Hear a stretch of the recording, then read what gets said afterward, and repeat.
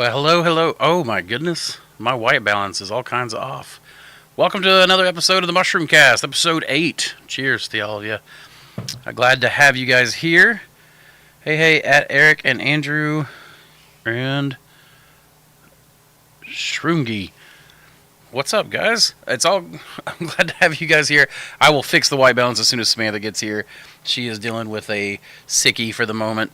And when I say sickie, I mean one of our chitlins has decided that now is a good time to, become a child that has gone to school and getting vomitous.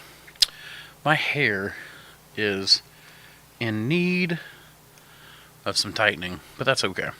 You guys are seeing me in some of my favorite weather attire. It's flannel season, baby. I cannot believe it is finally here.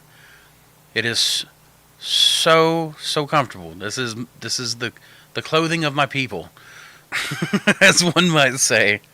Happy Thursday to you guys. See, we got Michael-oium in, Shrungy, Green Table Gardens, Eric, Aaron's, Nan, Mac. Man, we're getting a bunch of people filing in here. Glad to have you guys with us. We're going to talk about a lot of stuff, but especially the fact that everyone is so darn impressive, right? In part, I'm just going to talk about a little bit about the mushroom market, the way that I see the mushroom market taking shape, and the spaces that are available, and maybe some spaces that are closing up, but also the fact that sometimes social media makes us think that we can't really get into this game. So we're gonna talk a little bit about a lot of these things. I'm starting to get worried that my wife is not here, because that has taken a lot longer than I thought it would. That's all right. We got a lot to go over today. Some really cool things. Of course, I want to take all of y'all's questions. Let's see where to start. You guys are just going to deal with the white balance being off for the moment. Hey, I just realized my orchid here has gotten moved. Someone snuck in and moved it. However, that has knocked my antenna over, and I now have what says excellent connection. That is probably the best connection we've ever had at one time, to the beginning especially. But hey, Woody, what's going on? Glad to see you guys. Glad to see you on. I'm back to Primordia. Darn straight. That's always been one of my favorite words, Primordia. The primordial ooze. Let's listen to this. This is just, this is the sound of refreshing, right? I've really gotten into this liquid death stuff. I stopped Cokes, and basically liquid calories of most, this has got 20 calories for the entire can, but I've just cut that stuff back. That and weightlifting, holy crap, and the mushroom supplements I'm taking, the amount of weight I am losing is insane. So, as I said a couple of podcasts back, I really should start a secondary channel or a segment called Muscle and Mushrooms, right? Or Mushrooms and Muscles, I don't know. But just take a before and after, then start taking extracts every day and lifting every day. Hey, she's here. She is. I'm going to have to turn her mic up and do a sound check because she's just rolling in, late, like we don't have a job to do. What'd you say? I said rolling. Rolling. What? I think it's just joined weather not too good here in South Wales, UK. But see, that's when you have the best weather, right? Is like if it's rainy and cold, that's my favorite weather. And right now we're getting like cold nights, kind of warm days. You could get away with wearing shorts, but you want to wear like a long sleeve shirt or have some flannel or something. Oh my gosh. I'm going to have to get up here in just a second and go fix that white balance because look at it. We look green. We do look green. Yep. So I'm going to need you to hold up like you see those paper towels over there? I do. I'll have to have you hold those up. But we have people. Someone said they're making agar plates right now. Someone said, hey, Andrew, Samantha, good to see you again. Long live Mossy Creek mushrooms. Damn straight. I was just talking about how we are going over today. The title is Everyone's So Darn Impressive.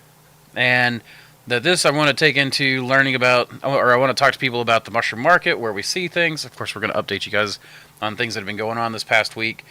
But again, I want to talk about where I see the market as it is, where I think it's going, where we are, where some places might be closing up a little bit, but other spaces are opening up. And then also the fact that on Instagram and Facebook and YouTube, everyone looks so darn impressive. And sometimes it makes you just not want to, you're like, man, I can't, everything they do is so good, and I don't think I got it in me. I'm gonna show you some things today, and it's gonna horrify Samantha and myself. She doesn't even know. Oh no. She did none of the prep for this show. She is doing this on the fly. So I decided to throw her a curveball. Samantha, I'm gonna let you kind of take over a second. Why don't you say a thing or two without clicking that gum in the mic? Or wow, that's not gum. Okay. No, that is coming very clearly through the mic. Even with that's pointed at you. So, anyways, why don't you answer a couple questions, talk for a second while I fix it. I might have to talk to you about holding up a paper towel roll, so give me just a moment. Be right back, y'all. Talk to everyone with a paper towel roll. That's not what I said, but... Again, winging it, you all. I'm sorry. Okay. White balance, automatic white balance. A little bit that way. A little up, a little down, just a little. Okay, can you turn it that way? Go that way a little. Just a hair more. Okay, I think we fixed it. Now talk to the people without a paper towel roll. Aha. See? Super fancy over here. What'd you say the title of everything was again? Everyone's so darn impressive with paper towels. It's right in front of you. What is this, Bounty? The quicker the quilted quicker picker upper. There you go. There we go. That's my childhood coming through. Okay, so I'm now on countdown take on the new unit next Friday, 1st November. Then grow, and more grow. So you're expanding your space. Sounds like. And so it's true. I am. I'm not sure what. Any tips for spawn bags that start from liquid culture, and after 10 to 14, I shake them and the whole bag turns green? Yeah, I've had bags sit for months and no green, just AD a test.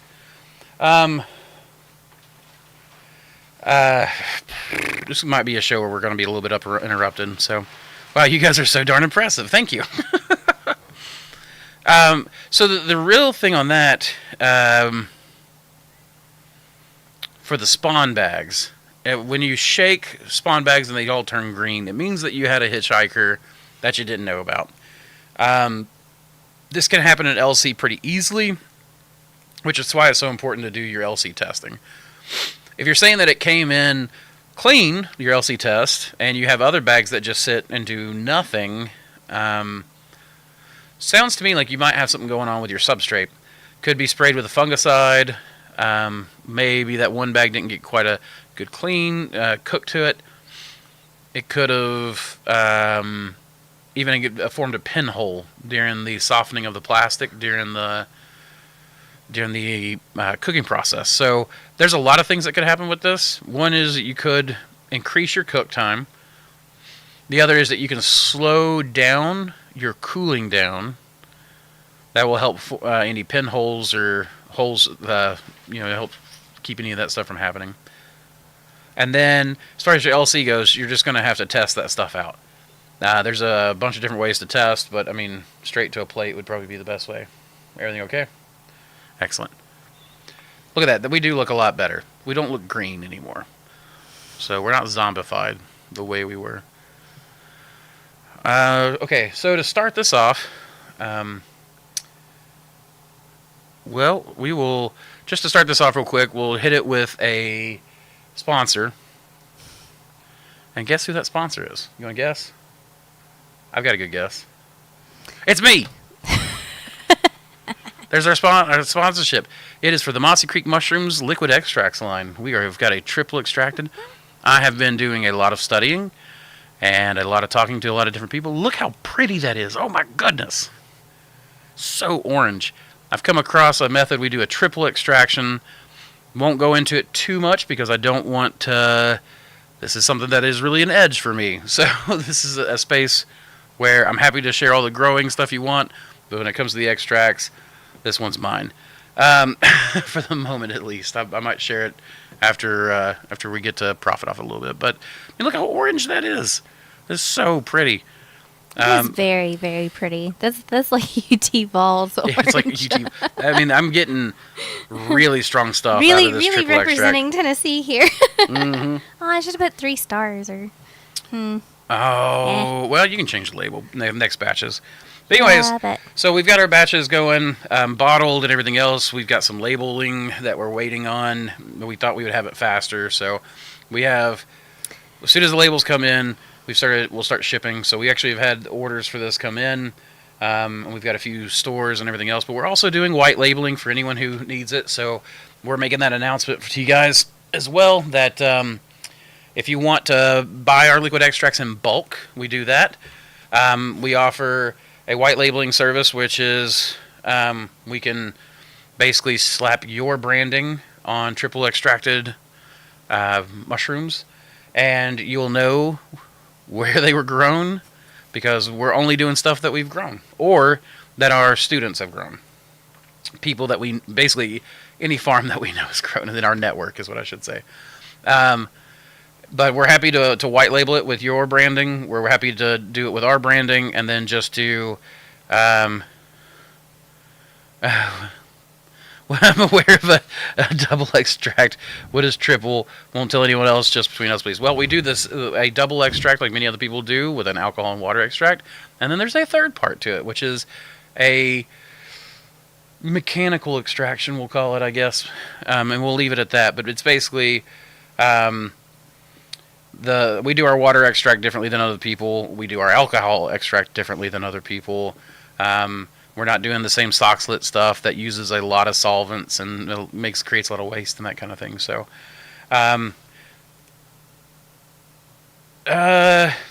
Christian, not exactly. No. That's a good guess, though. That's a very, very good guess.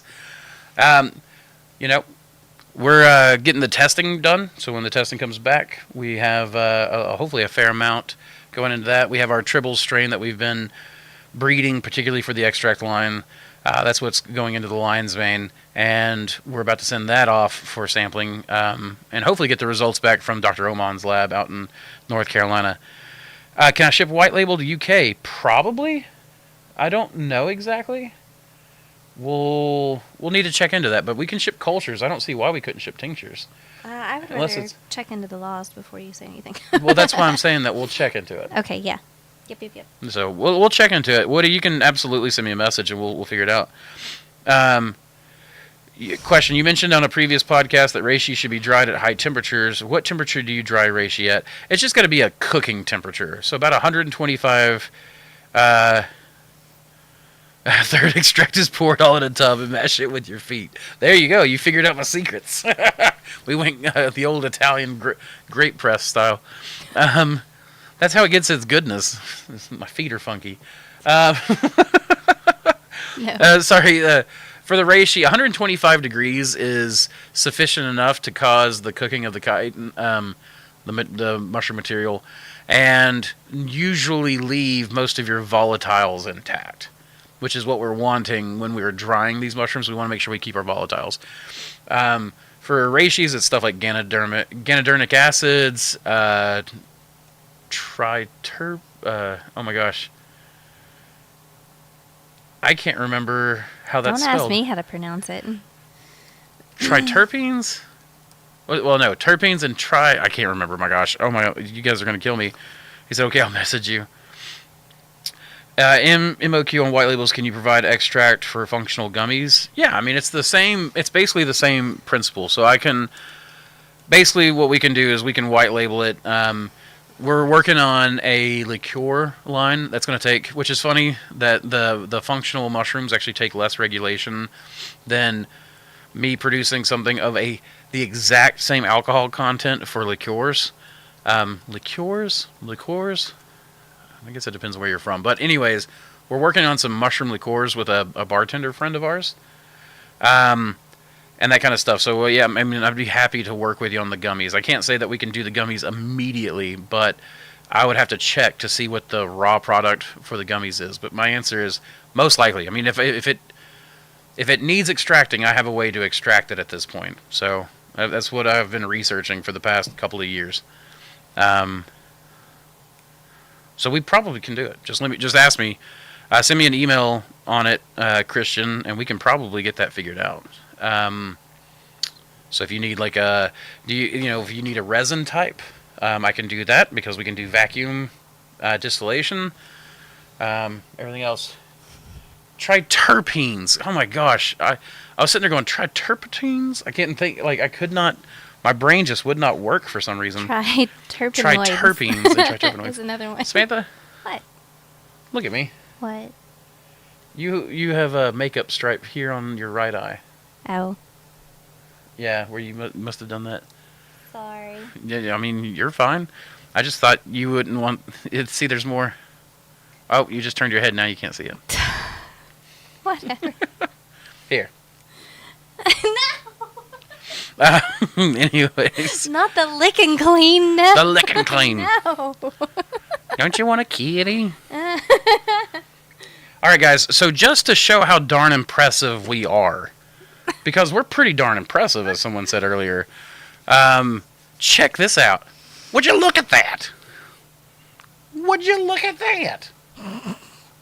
Samantha, does it look like I'm looking at that? Yes. Yes, it does. Me too. Would you look at that? This is BS26 mostly. We're getting some pretty full pin sets coming off of it. Great time of year. There's a gnocchi. Wall of a gnocchi. That's some good flushing right there. So, look how impressive. Now, don't ask me about the other side. Maybe we'll get to that in a second. That was a gorgeous blue. And then the fact, too, that, on that enoki. Yeah, I know. I really those blues. like. I love that blue and amber together. Yeah. It's a pretty. Mm-hmm. Well, then in one of those pictures, the metabolite looked like it was blue, too. Yeah, actually, it's not this one, not this one. I don't know if I can pause. I'm going to try to pause it on there. Oh, my goodness. Can I do it? There it is. What? No, you're... Oh, I'm lagging. Sorry. Yeah, I was going to say, don't do that to me. It's going to be one of the early ones. So not this one. Not... Well, actually, you can see it, but I can't really show it to you. So Not there's as a closer well. one. There we go. Right there, that one. There, you can see that liquid. That, what gives That's blue on the oyster inside of the mushrooms... bag? That's on the inside of the bag? That's on the inside of the bag. Yeah, it's the condensation that's formed there, and so like you have the condensation, and then it's pulled some of the blue out. What that is pleurisine. So when we're doing extracts, one of the things that's really interesting is so for oyster mushrooms, the bluer the mushroom, the more likely you are to get pleurisine. So Samantha and I are actually going to work on maybe like strains like this BS26, where we can pull it early and extract as much pleurisine as possible from the pin sets before it all stretches out, right?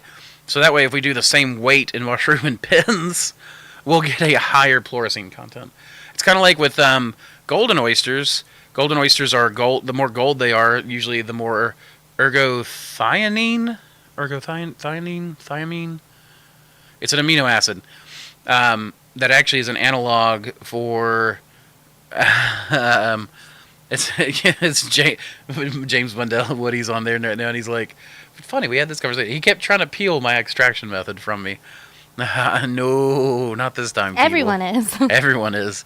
No, some things I get to keep for myself. But this pleurisine is high. It's what gives blue oysters their blue, which means the bluer it is, the higher the concentration. It should be for the golds the same thing. I don't know yet what gives golden enoki its color.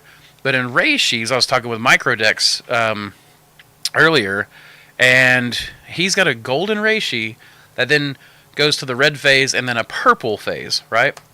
And it's a native, I think, to the southeast here. I think he's in the southeast. I could be wrong. He could be up north. But anyways, native to the States.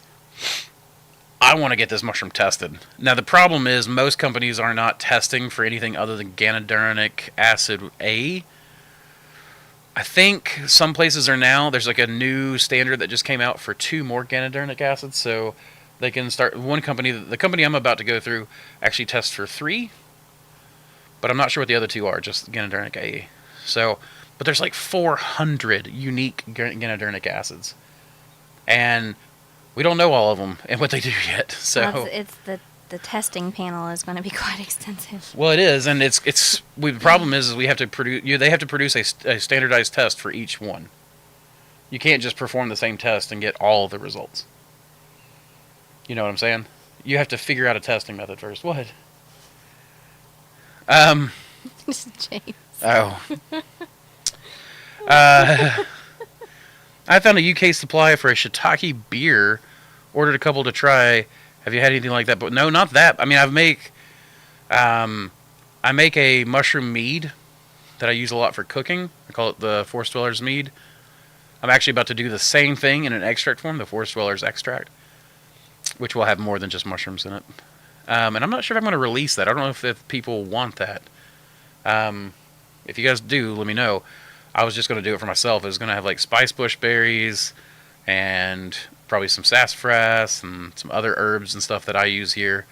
I just made it an anti-inflammation extraction, which has got plantain, cordyceps, reishi. That was actually really, really pretty. It was a beautiful green. It was a super beautiful green.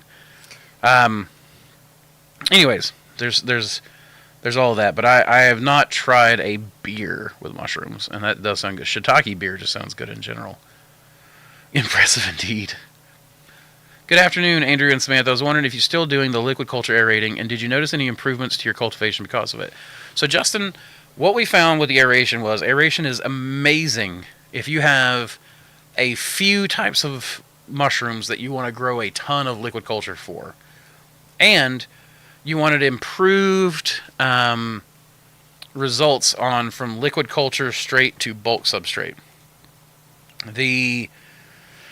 We don't do much aeration right now because aeration, like I said, it's for a lot of one type, and we're not doing one type.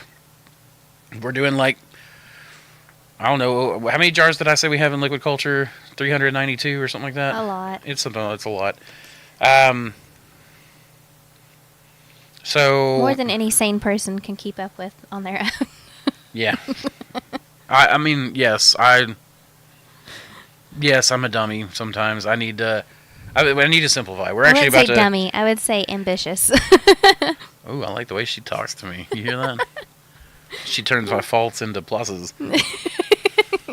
Good wife. I like that. Let's see, Samantha. I guess you're going for the code, right? I was trying to be discreet. Sly, yeah. How about, why don't you double check my spelling? Sure. Okay. So, back to what I was saying about the aerated liquid culture. Aerated liquid culture was great when you want to produce a lot, but where I'm doing so many diverse things, I can't really keep up with that much LC. It's great if I want to just free pour it into blocks or use a peristaltic pump to distribute it to spawn blocks or whatever, but the truth is that I don't, I've got 93 orders for spawn out right now. Those 93 orders of spawn that I've got out right this second, that are in the works of being fulfilled, all of those, they're all different. The most that we have 10 orders for BS26 spawn. You can, and then everything else is like 1, 2, 3, 5. There's maybe 1 for 7. So you can see it's like a whole smattering. The aerated liquid culture just doesn't work well for me. It works well for production environments, and we're just not a producer the way other people are. We're a testing facility, and gene lab, I guess I would say. Come to us for anything that's interesting and cool and exciting Weird. and weird. And, just to have in your production line, in your pipeline, but not to, like, don't. Well, come to us for the genetics, and then you do the aerated so that you can do it. But I will say that we definitely saw the liquid culture from aeration grew like it was a grain to grain transfer. If you know what I mean. You've seen like LC, sometimes you'll put it to grain, sometimes it'll take right off, sometimes it won't. But either way, it's got a little bit of time before it really takes over the whole bag, unless you do a lot. And then you have, when you do a grain to grain transfer, usually just goes right to it, puffs right out, just goes right to eating the grain. The aerated LC has a different enzymatic profile, and it makes it, the enzymatic profile is much more like it's been growing on a solid substrate rather than a liquid substrate. So it's amazing. We definitely saw improvements. You do have to do more testing because there's higher chances of there being contamination, but you can run multiple jars and have backups on jars for super cheap. So to me, it makes a lot of sense. And you can go from a needle biopsy to a gallon of just jelly in like less than 30 days. It's crazy. Probably shouldn't let it get that thick because then it's hard to pour. It's almost impossible to pour. Like pouring boba tea. Or like I said, like a big. We literally had one that had grown in so much that the air wasn't even bubbling through it. It was just going flap, flap, flap, flap, flap, flap, flap, because it was like a big bowl of just gelatinous goo. Yep. So pretty solid at that point.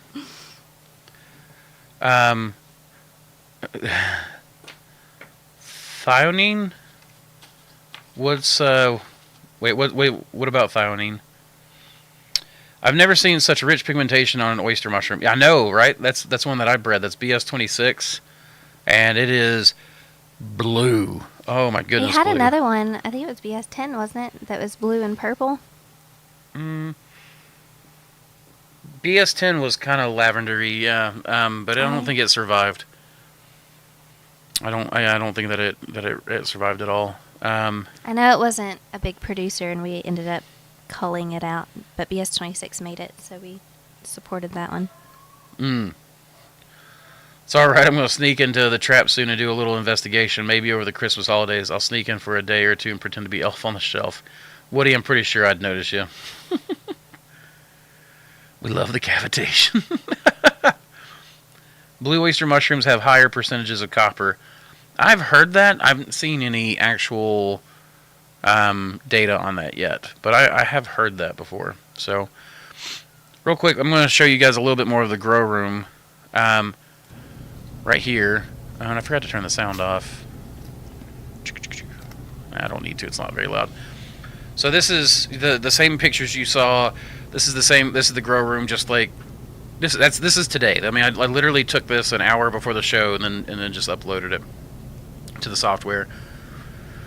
So we're getting some pretty big clusters this time of year, and you can see there is one of the there's Copperhead doing its thing, putting out some really nice pin sets. They're a little lopsided, but I mean, look at that one. That one is a block of pins. So anyways, I mean, that one laid down. What I was jiggling that for was just to show you guys that it didn't put pin anywhere where the plastic was still touching. So it's really important that we lift these flaps. And you can see there's a ton of little teeny tiny pins. Enoki always starts off as tiny little pins before it starts taking off. Yeah, they're itsy bitsy. Itsy bitsy. Little babies, excuse me. So we go from the Copperhead to more BS26, and you see down there on the bottom, not so impressive down there on the bottom, is it? There was a little bit of green. Don't look at my green, guys. So here's some blue. You're bound to have one out of 140. Don't tell them that. It's perfection in my grow room. My grow room is never anything but Oh, don't look at that. That's not a fly. Don't look at that. That's a robotic drone that's working. there would never be imperfection in my grow room. And then I just do this so you guys can see how large this cluster is compared to my hand. I'm actually having a hard time getting the camera back, and that's a big boy cluster. And there's some of the pin sets. You can see how dark they get. I was about to say we've got some. Surely to goodness we have something behind us, but there's not anything. Well, no, I mean you could easily go pick that same cluster and weigh it and tell us how much it weighs and everything. But I just meant like something green. Oh, definitely not this bag right here. There's nothing disgusting about that bag right there. Not at all. All right, guys, and now,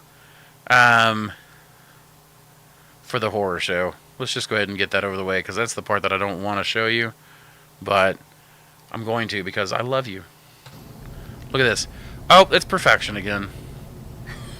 It's perfection. Oh, look at that. Sweet perfection. Oh, no. Oh, don't look at that. So there's afterpick material. Look at that. There's oysters going bad. There's green on my blocks. And spore sickles from where I let a mushroom blow out. And flies. And then, oh, look at that disgusting thing. And it gets worse. Look at that disgusting thing. That's bad. That's real bad. But then look, perfect. Oh, we're back to the perfection. And if all you ever saw was that. Yeah, well, you'll never see anything bad again in my grow room. Oh, no, don't look at that. These are all very normal things in a grow, especially whenever you go through a growth phase. Yeah. Well, so what you guys mostly see is just everything growing, and at its peak, that's when we take all our photos. We put that on Instagram and most on YouTube. It's and the little hook, the little pretty pieces of bait we put out there to get you coming back to us. Well, and it's so easy to get caught in that trap of everything has to look perfect at all times. And, you know, at the end of a picking day, the floor is just horrific. Oftentimes we have buckets that while we're picking, and we'll pick from the bottom to the top. That way we're not showering sawdust on anything below it. And it's just, I mean, it's just a fact of life. It's just a part of it. It's like seeing a strawberry field having yellow leaves here and there every now and then, you know. And there's a strawberry that's been half eaten by a caterpillar. Jeez, that's horrific. Right. You know. It's and people. You have all these companies that sell vegetables that are slightly bruised. Oh yeah, and they're still way perfectly cheaper. good. And I remember going to my great granny's house, and she had orchards, and in fact we just ended up with a really rare yellow cherry tree from some of the other orchards in my family, and it's just a part of it. You know, she would just cut out the little bad spot and go to cooking, you know, pies and fried apples with cinnamon and sugar and everything nice. But anyway, yeah, you did surprise me with that. I didn't expect you to show the grow room in all its lovely glory, especially like the new week and then the week prior. Well, you know, people don't realize how, like, we only clean the grow room like once a week, so it gets really gross after just a week. And I mean, it's not really gross in anything way that's damaging the nice mushrooms, but I mean, I'll go in there and spot clean from time to time. Right, but it's when we've got time and you've got a small crew. It's a lot, especially with order fulfillment right now. It is a lot. I nowadays have actually no air/gas exchange for liquid culture. I just add a little bit of air into it after sterilization, and then let the oxygen consume without adding additional air oxygen.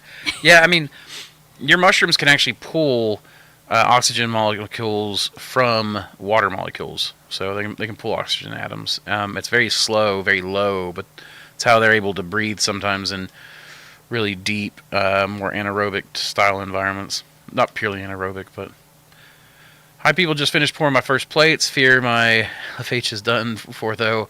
We'll see soon, I guess. Perfect end of the day now. Hello from southern Germany. Well, guten Tag. Wie geht's du?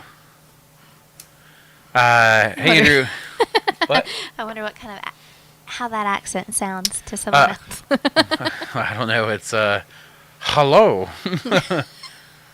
Wie geht's du? Oh gosh. I could do my southern with it.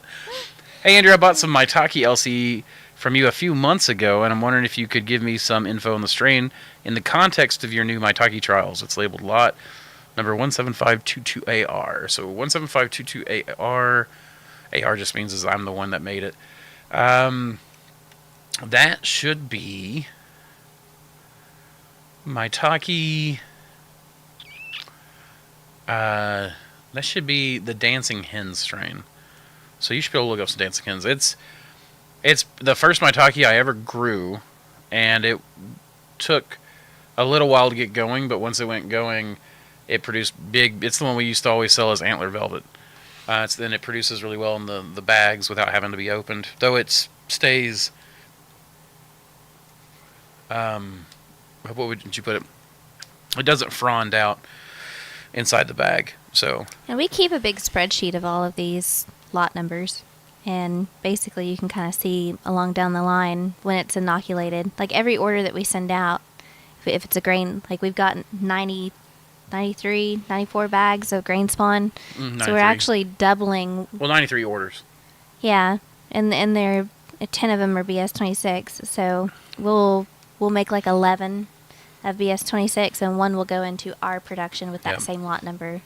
Because we need to test it anyway, make sure it's viable, make sure it's healthy and good and it looks okay. And then when we take pictures and video, that is then attached and assigned to that lot number.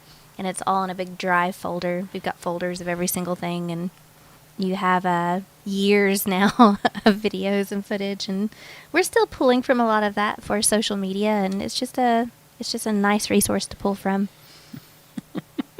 What? Christian's still trying. Trying to figure it out. My answer is always going to be no, even if you guess it right. That's a little trick I learned from my mama. Is the video timing out for anyone other than me? I don't know. From me, it's actually saying that I've got a really good connection. And so I'm on my own personal YouTube feed. And I'm on mine too, yeah. So, and then a lot of other people are saying that fine. It's fine for them. So, sorry, Eric. Tentacles. What's up, Renee? I was curious if you could talk about some of the medicinal claims associated with the tinctures you're offering. I'm not too familiar with the potential benefits of mushrooms like oyster mushrooms. So, I'm never really comfortable claiming medicinal benefits. So what I'm doing is, because people have been asking us for extracts, and because they know that I've been breeding mushrooms for extracts. So, like right now we're about to send off a slew of samples to get tested of different strains, and then we'll bring those back.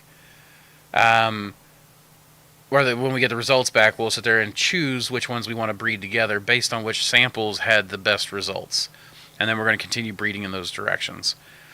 I already have a really good lion's mane strain for extraction, so we're gonna keep that one going as well. But as far as the medicinal claims go, there's some good science out there for stuff now. When I first started, the science wasn't really all that great. There was some bad science being done, but then some of the claims from the bad science are actually being backed up by good science now. So I'm actually much more comfortable with lion's mane than I used to be with the medicinal claims. There's a lot of stuff they talk about, from like stress reduction to cardiovascular health to inflammation help, anti-inflammation basically. And there are mushrooms that stimulate your immune system via what is very similar to a cytokine, what do they call it? Therapy. And which is basically, it kind of tickles your immune system, like, hey, you're under attack, and your immune system is like, what? Oh my goodness, I'm going to go on the attack. And then there are mushrooms that have other active constituents that would help in the production of immune cells. And then there are mushrooms that are supposed to help with immune cell targeting. And that's kind of the way what they say about capsaicin. Capsaicin is supposed to be really good for cancer, let's say, because for some reason capsaicin adheres to the cancerous cell walls, is my understanding. It's a very weak understanding of capsaicin. I've not actually looked into capsaicin that much. But the idea is that it binds to the cell walls and then gives your T killer cells something to target. And it's basically like, oh, I can see the cancer now. Now I can remove it. Right? Because that's really what cancer is. You're constantly producing cancers. But your body usually knows to mop them up and take them away. Cancer is really just growth that shouldn't be there that your body doesn't recognize. So usually when your body recognizes it, it's not a cancer because it's just a growth that's going in the wrong direction and gets snipped. Have you seen some of the which videos? is actually why... What? Have you seen some of the videos that they've taken of all of that where your white blood cells are actually eating and breaking apart? I've seen It's parts fascinating. of things, Oh man, I can sit there and watch that. It's almost like pimple popper, but there's too many things opposite. to learn. Is the problem I have is that I'm super fascinated by all that stuff, and there's only so many things I can focus on. But I do love immunology is something that is really interesting to me. I would love to study the immune system and all the ways that it works. But it's a I don't know. It's kind of crazy. I'd love to get into it more, but it's impressive. Yeah. We know that people have a lot of inflammation in their bodies these days. Largely, I bet, this is just me betting, this is my opinion, this is not a medical fact stated from a doctor, but I think a lot of it's stress related. Like, a lot of us are just overly stressed all the time. Our limbic system is just constantly on nowadays, and everyone's just stressed out. We're just super stressed out. And what's cool is that there are actual molecules found in certain mushrooms, active constituents found in mushrooms, that help reduce inflammation. But then there are, I hate the word adaptogenic, but there are adaptogenic compounds that are supposed to really help with like stress relief, the processing of stress itself and how it runs through your body, and a bunch of other things. And I really, after my own health crisis, I really am a big believer that a lot of your health is based in how you handle stress. Because once I've started causing myself, because we do need stress, but once I started working on causing the correct stress in my life, like weightlifting and certain types of fasting and other things like this, they allow us to go into what's called a catabolic state. So we need a catabolic state, and humanity evolved, or was created, or whatever you believe, to have a catabolic state, to have an anabolic state where we grow, and a catabolic state where we prune. Like a tree, that's growing out everywhere, it will oftentimes go to catabolism and kill off certain branches that are no longer serving the purpose, right? I think that, and this is me thinking and kind of just guessing out there, but that a lot of us aren't going into catabolic states the way we used to, because we're so well fed. We're so well fed all the time. Weightlifting, certain endurance exercises can cause a catabolic state. Certain types of fasting, intermittent fasting, is great because it puts yourself in a over and over again a anabolic then catabolic state. Heat shock proteins and all that too, right? Heat shock proteins help with some of that stuff. Certain nootropics, I think, are supposed to help. But we need that catabolism. I think that may in part be something that's causing some issues, is we're constantly in a growth phase. And I don't think humans are constantly meant to be growing. I stopped growing tall and I grew round. So that's not a good way to go. I want to be human. And I feel better. Not saying that I wasn't human when I was fat. I mean, because I am still fat and I'm human. So that's as far as I guess I'll go on the health benefits and stuff. It's timing out for me. I'm still getting people saying that the timing's working out for them, and double checking again. Yeah, we're still doing well here. So you might be getting a storm. Yeah, I hope not. Agree. We're done with storms down here in the southeast. Yeah, no kidding. Agree. So we all are used to this type of background. SHIT. The client doesn't see that that's the main thing. Fair enough. Attacking the zombie blocks. We are our own worst critics. And then Christians, like freeze dry ultrasonic alcohol to water. Nope. Want to see some rough mushrooms? Watch Clarkson Farm. Write that down, Samantha. I don't know who that is. I'll check that out. You leave the contaminated bags in the grow room. I think I saw one with green trike. I showed one with green. No, we don't normally leave that in there, but I'm not like I noticed that green when I was filming about an hour before we got on the podcast. So when I get on there, we're going to go in there and pick and strip, and then we'll take the bad blocks out. But sometimes green's in there for a little while and you don't notice it if it's, right there on the edge of something or in a way that doesn't really show. But no, I'd try not to leave contaminated things in there. Well, and you're checking when you're planting. So whenever you're cutting, you're putting Germex on the bag, and you've got a nice clean new blade, and you're cutting everything. You're checking for contamination. Whenever it's fruiting and you're picking, you're checking for contamination. Whenever you're throwing out, at least in our case, an entire wall of 172 or however many I've forgotten fits on there these days. And you're cleaning that, and you're planting the new one. You're checking the other walls for stuff as well. It's a constant battle of spot cleaning and double checking, and it happens. And whenever you're bringing new racks in on your incubation, you're checking for contamination. You don't sit there and hide all your green bags in a corner, because you'll have to face them at some point. But yeah, it's just get rid of it as quickly as you can. But if you're doing other things, you're processing blocks, you're cleaning your operation elsewhere. It's you're babysitting an autoclave. You are doing maintenance on other stuff. Sometimes you'll walk back and there'll be one that you're like, oh crap, I missed it. What happened? So, dang. Mir geht's super, danke. Und selbst,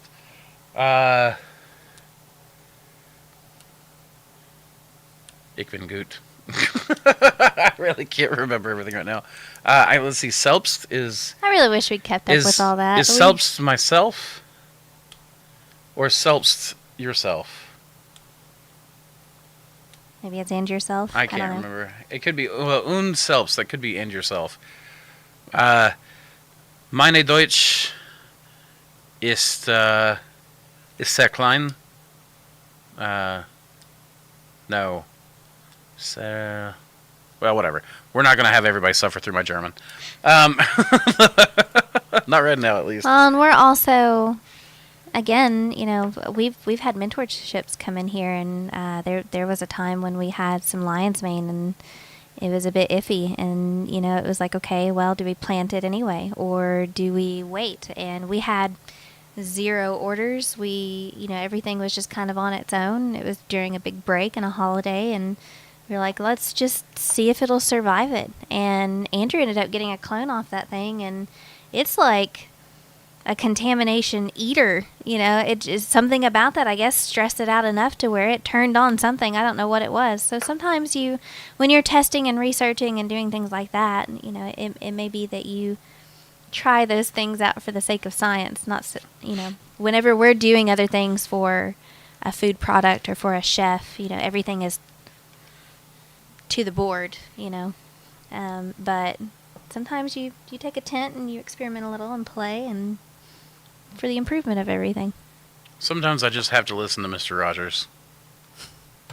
You're learning so many important things, and I'm so proud of you. Thank you, Mr. Rogers. I'm proud of me, too. So anyways, hey guys, I found some cordyceps on my farm in Homestead, Florida. They are infecting green bottle flies, and I've been observing a fly apocalypse occur from July till now. Let's see, Renee. Long story short, I'd like to send the Mycology in my jar with zombie flies on sticks. Okay. I would take it, but I will tell you what I would do with said jar full of zombie flied. It would stay outside. No, it wouldn't. But what it would probably do is get divided up between myself, Josh McGinnis of the Everyman Bio, yes. Jeff Maginero of Appalachian Gold, and potentially, if I had enough material to work with, Sydney Obersingleton, and Ryan Paul Gates. So, see if you can catch 6 flies. I would take more than that. So it depends on how big they are. So again, strangeness, but it has a purpose. For sure. Greetings from Connecticut. Thank you for all of your informative videos over the years. Using Thorbacker to solo a ton of sub weekly. Ben is my savior. Looking forward to tuning in weekly. Thor is a godsend. Yeah, it's that's why it's named after the friend of man. And then the Thor shaker is kicking butt in the lab, and he made the insert to where it can be an orbital shaker during your time off for liquid culture, which made me so happy. I just came to him with that idea, and he had it to me in within an hour. Renee says they've got 10. 10 We're flies. good. Yeah. I thought Renee was a guy. Oh, I'm sorry. It doesn't really I matter. think I'm thinking of my You're thinking cousins. English Renee instead of Renee Gonzalez. Well, either way, correct me if I'm wrong.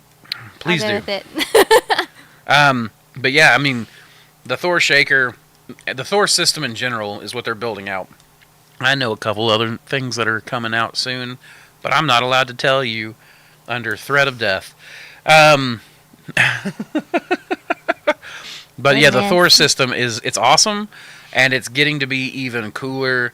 And some of the add-ons and some of the other things that are being worked on with this system, including, well, no, I can't talk about it. I can't talk about this thing, this modular awesome thing.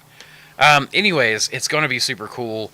It's going to end up saving mushroom farmers a ton of money. I cannot wait until it's released. But anyways, the Man of War crew is really producing some cool stuff. And there's a lot of people out there producing some really cool stuff. Like I'm stoked about it all. Like it's just Pshaw.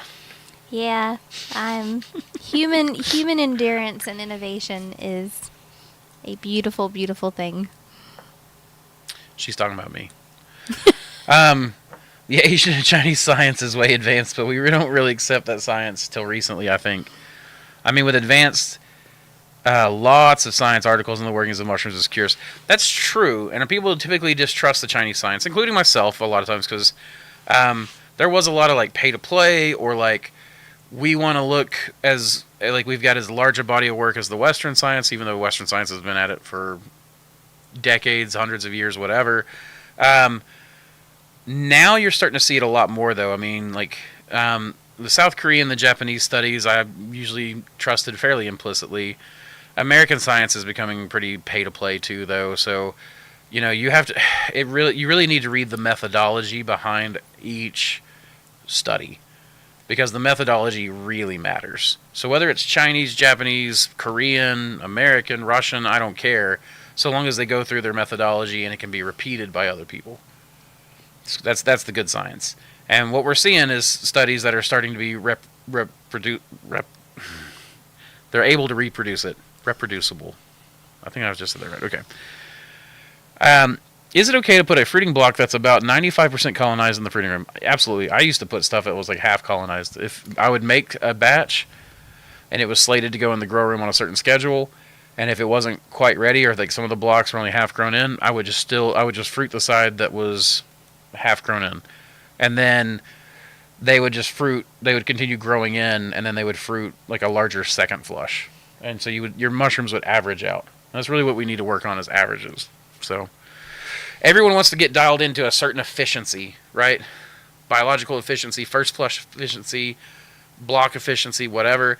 The main thing that matters to me is that my averages all come out, and I get the most amount of mushrooms for man hours spent, because man hours are the one thing I can't get back.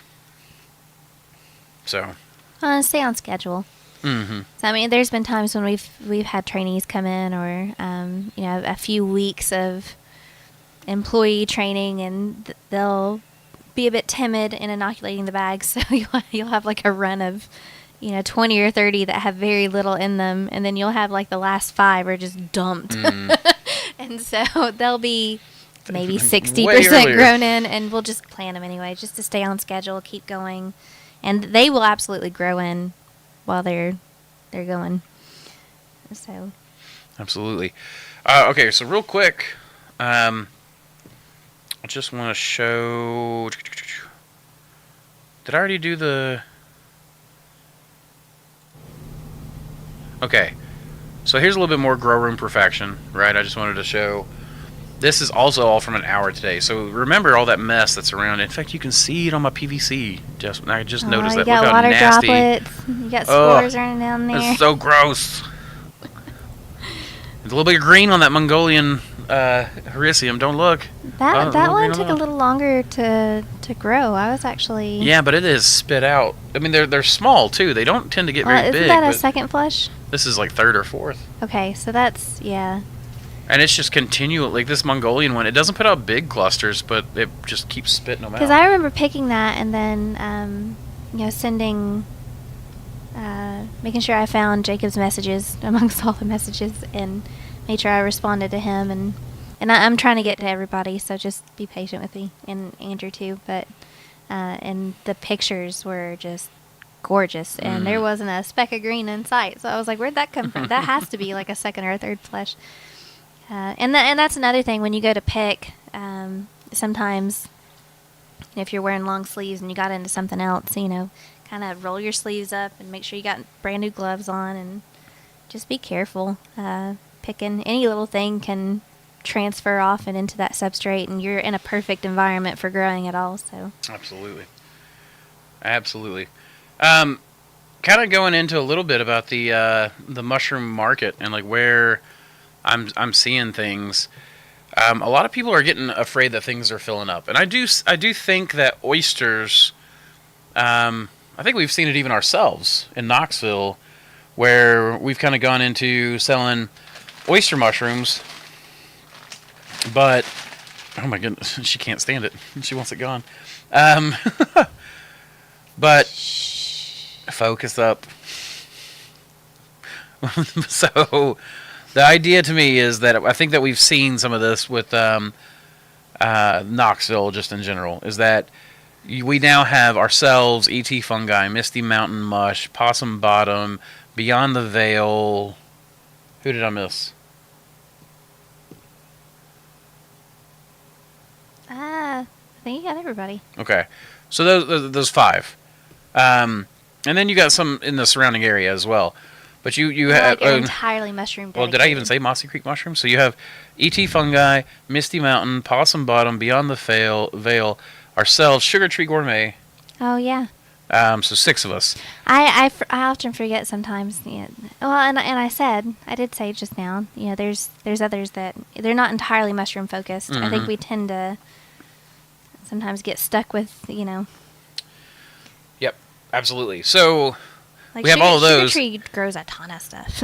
In fact, they don't even grow as much as. I mean, I think they do grow stuff still, but like they've gotten into like the exotic stuff, like certain vanilla beans from Madagascar, and I don't know, something from Jamaica, and and actually traveling over caviar there, and truffles, and traveling over there and forming those relationships. Yeah, they don't buy it from distributors. They go there and talk straight to their farmers.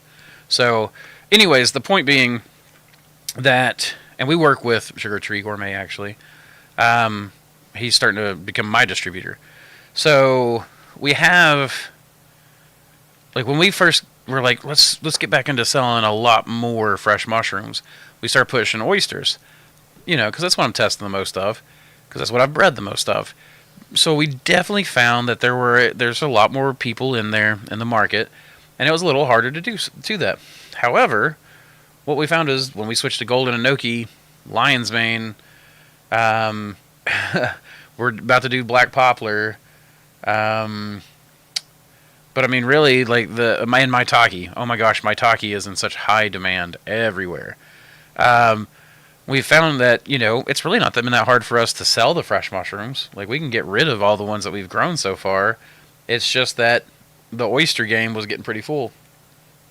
So, most restaurants that would buy large amounts of oyster mushrooms were already doing so.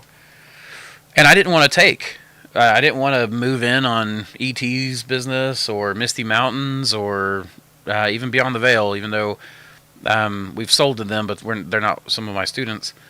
But like we didn't want to like move in on their territory necessarily, and I don't want to do markets.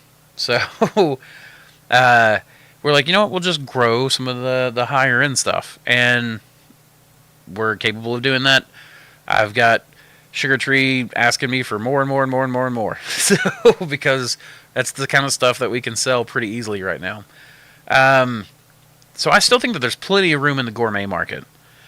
I want people to realize that maybe you can't just break into the oyster game because a lot of people started with oysters. But some of the people who, are more experienced can produce mushrooms that are, they've been able to figure those out and then how they work in their systems. If you're just getting into it and people are already into the oyster game and you're worried about it, hericiums are pretty easy to grow. Anokis are pretty easy to grow. Chestnuts and black poplars. And if you produce those in volume, you'll become known as that guy.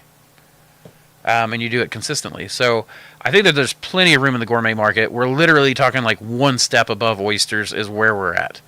So it's not like the game is full and it's game over. Because you also have people like myself who go into restaurants and then move into suppliers and then start doing product lines like extracts and things like that. So even then, there's space to move up, higher up into the food chain. Not everybody wants to grow a big business. Some people want to be mom and pop. Samantha and I have talked about this. Would we want to just, basically move back to the house farm and just mom and pop it? There's some appeal to that, but I think that we want to go further into the supply side of things. We still want to stay small. We want to be like a small, elite, nimble company, but doing the genetics work, which is what the extracts are all about. The extracts are really a product that I have that's in high demand that I've figured out a good way to sell or to produce and will allow me the maximum amount of time to work in genetics. So, which is why we're simplifying like our production line. Well, the new website's getting released in roughly 5 weeks or so. Yeah, so I a little background because a lot of this we didn't say out loud. Speaking of everyone's so darn impressive, right? Sure. In the background on our old website, we were getting a lot of bot attacks, and so basically a bot comes in. They're taking stolen credit cards from... Not stolen from us, no, just so you know. No. They said no way impacted anyone's information with us. No. Everyone's information on the website was safe, but... But it was like a denial of service kind of attack because the bot was like trying to order with like stolen credit cards. Well, these are like information brokers. Essentially, they'll put like card readers on gas station pumps and just any checkout anywhere that they can manage to do it. And then they're taking those card numbers and they're selling them. Well, there's a bot that goes in and flushes through all of those card numbers on a small business website like ours, unfortunately, was attacked by it. And you're looking at 1,000 to 2,000 orders in a day. And then you have someone who is a legitimate order who is on the other side, a farm that is in need or, whatever. And you're having to go through every single one of those. And we lost some. And thank goodness that we have a customer base that is just so awesome, that you're determined and respectful, and you come in and you're like, hey, I just want to reach out and make sure everything's okay. And then sometimes there was a few people that just... I didn't see you in all of that. Like, all of that chaos, I didn't see you. And so whenever I was printing out orders and trying to delete all these, it just became too much. So Andrew just deleted the old website. And then I pushed through, which, when someone's like, hey, can you look up my order? It's not there anymore. So you have to then go and manually trace back all of the PayPal stuff. So anyway, it's been a hot mess. So thank you for your patience. He was trying to help. Bless him. So we installed a bless you. Bless your little heart, Samantha. Anyway, we've installed some honey pots and captchas, and if you're having trouble checking out, just persist. This is kind of the way of cybersecurity and where it's going. And then, of course, the new website. Pick out all the red lights and motorcycles. We hired someone to basically work with Samantha to get us a new website being released in about 5 or 6 weeks. Because I have Samantha doesn't have time between order, fulfillment, Yeah, it's too and much. everything else to do it all. So, And it's it was a not- skill set that I wanted. I craved it. I really, really like. And you can At still one get point, it. we had a few people, and I really wanted this, this thing that we could all, bundle in together and have a lot of fun with. And we've just become overwhelmed. And so, yeah. And then between fulfilling orders and then trying to answer emails and then not having time for fulfillment for answering the emails and then turning around and doing fulfillment and then everyone getting mad because you don't answer them. Like, it's just, what do you do? right. Anyway, Is the code finished? I'll publish it now. Did I spell it correctly? You did double check the spelling. I just want to make sure. My brain I've been bouncing from so many different things to different things right now that I am not spelling. It's weird. I used to be a really good speller and really good at different things in my head, and now it's just like there's like a fog Well, sometimes. slight memory loss, that slight fog, that's actually pretty normal with a lot It was of, just- like an overabundance of information constantly. Basically now I don't go and like play video games to unwind. I go sit in a chair and stare. Just stare into the void. Who's blowing you up? Don't worry, you don't have to answer on here.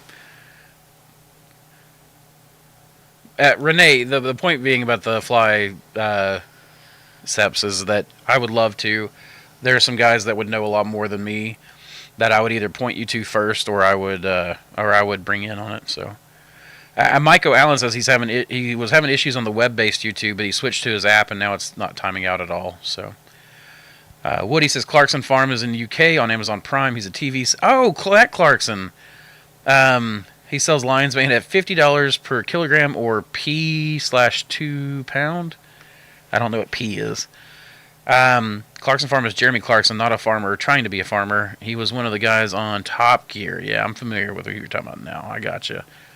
$50 per kilogram, so $50 for 2.2 pounds. Is that retail? Because if that's retail, I can see it's a little high, but it's not that high. I mean, we would do $20 a pound here, which would be little over $40 per kilogram retail. If we're doing wholesale, it's like $12 a pound, 12 to 15, depending on where you're at. Where I'm at, it's like 12. You go to a bigger city, it's like 15. And Renee said, no offense taken. Oh, I just went, right. I did the pop top all on. All right, real quick. Trying to be discreet. Let's check in with another one of our sponsors. And away we go. Introducing the future of mycology, Dr. Silurian's elixir of mycelial mastery. This isn't your average culture mix, it's a revolution in a packet, crafted for the dedicated cultivator seeking unparalleled growth. Experience the visual alchemy of this masterful brew. As you mix 10 grams with 500 milliliters of water, watch the solution transform into a rich, amber spectacle, the hallmark of a nutrient-dense sanctuary for your burgeoning mycelium. This is where vibrant color meets vibrant life, setting our elixir apart from the ordinary clear liquid cultures. Prepare to be captivated. Mix 10 grams of Dr. Silurian's elixir with 500 milliliters of water, add a stir bar for thorough integration, and sterilize the blend at 15 psi for 45 minutes. Once cooled, introduce your favorite culture into this perfectly prepared, nutrient-rich environment. Watch in awe as the elixir works its magic, unveiling a mycelial masterpiece before your eyes. Choose Dr. Silurian's Elixir of Mycelial Mastery for a mycological adventure that's as visually enchanting as it is potent. And we're back. What are you giggling about? What you guys didn't see was Andrew's mad dash to the bathroom. You're not supposed to tell on me. You're not supposed to tell on me at all. This is supposed to be a safe space. Aww. Heart I'm sorry. broken.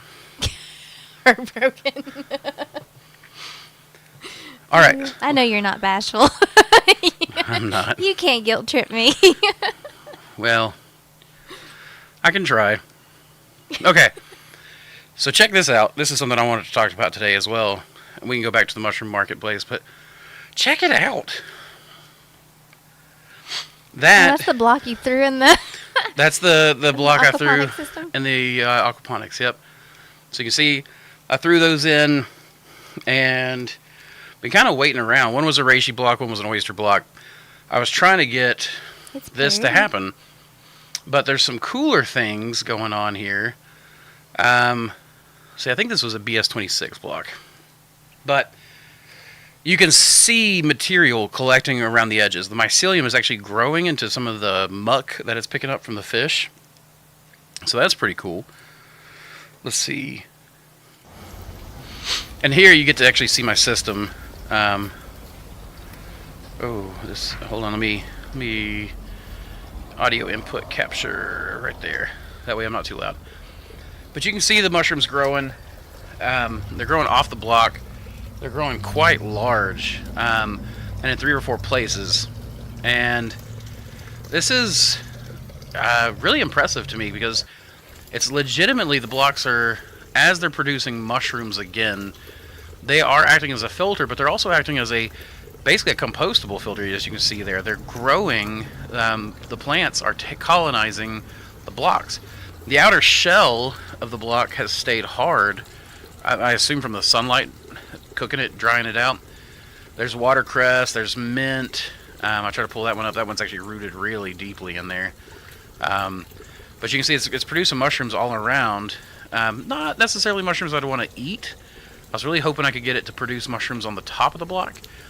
But as I dig into this, look at this. You can see it's already breaking down, especially the closer it is to the water. And as I break this apart, you see there's a little worm, a little red wriggler that I put in my system to help break things down. And what was more is I saw roots in there, which I didn't notice when I was filming.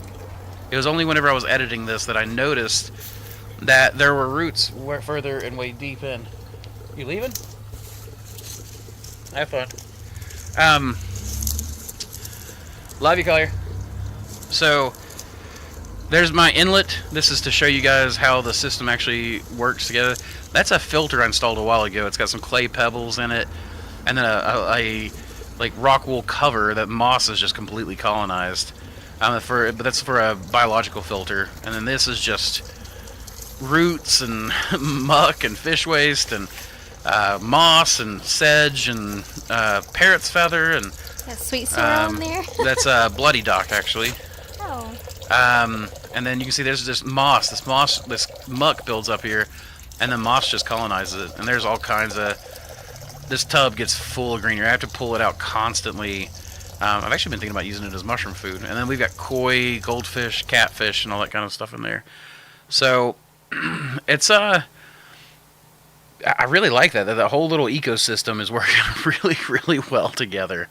That was totally wood sorrel. You can't tell me any different. Oh, was there some wood sorrel in there? Okay. There was. Okay. Sorry, I thought you saw the bloody dock and called I it did, sorrel. but that's not what I was My bad. looking at. I shouldn't doubt you. No, I used to hop around in the woods chewing on that all the time when I was little. Mm-hmm. So when I saw it, it brought back a lot of good memories. That was like one of the first plants Gramps ever taught me that was edible. And I used to chew on it too. And he's like, yeah, it's high in vitamin C. And I think my Nana saw me doing it, and she was like, stop eating stuff out of the yard. And Gramps was like, Doris, let him have it. So, I always like the way it tastes. It's like that really nice sour taste to it. So, can it combine a fan and mist maker and just run that one intake? My fear is no evaporation will occur with always misted fresh air, keeping humidity at 95%. Well, Frank, in my opinion, you don't want to keep it at 95%. You want a wet cycle and a dry cycle. So you want to get your humidity up to 95%, and you want to drop it down to 65, and up and down and all around and back and forth. And the big thing is because you're trying to imitate nature. Mushrooms, when you have a fog socked in at 95% all the time, you're actually providing an environment perfect for flies and bacteria. Which is what we don't want. One of the things that chefs are so impressed by with our mushrooms is what they are, Samantha? What's the most impressive thing that chefs always say? They always say, oh my goodness, your mushrooms are so Not moldy, sopping wet, gross. Dry is what they normally say, but what they mean is okay. all of that stuff. Way to play. You're the one who told me this. So anyways, the whole idea is that you actually want your mushrooms dry to the touch. You know, Well, think about when you sometimes buy dry can be a portobellos or negative. buttons or things like that. Like they're dry to the touch. They're full of moisture, but they're not weeping or wet or slick. You know, you get these slimy, spory, wet mushrooms. You don't want that. So you can absolutely combine a fan and a fogger or a mister. But you're probably going to have a lot of wet spots. So you're going to want to make sure that your dry spots are increased, because that misters tend to produce. I prefer sonic humidifiers over misters, because misters low pressure and high pressure, most people don't get them right, and most people get drippy drops, and most people get wet mushrooms that way. Any kind of mister is going to have spray, and there's going to be a spray zone, so you actually lose a lot of your production space. One of the nice things about our sonic foggers is that mushrooms live right below the outlets, and the fogger lives right underneath the shelf. So we don't lose any production space. There is no zone. You have the centrifuge foggers. They produce a spray zone. The low pressure misters produce a spray zone. High pressure zones produce it. You know, I prefer sonic. And speaking of, check out House of Hydro. They're down in Florida. They're awesome. They have some of the best customer service I have ever come across. In Florida? They are still down in Florida. And if you use code MOSSY, it's not going to change the amount on your order typically. It might knock like $1 off.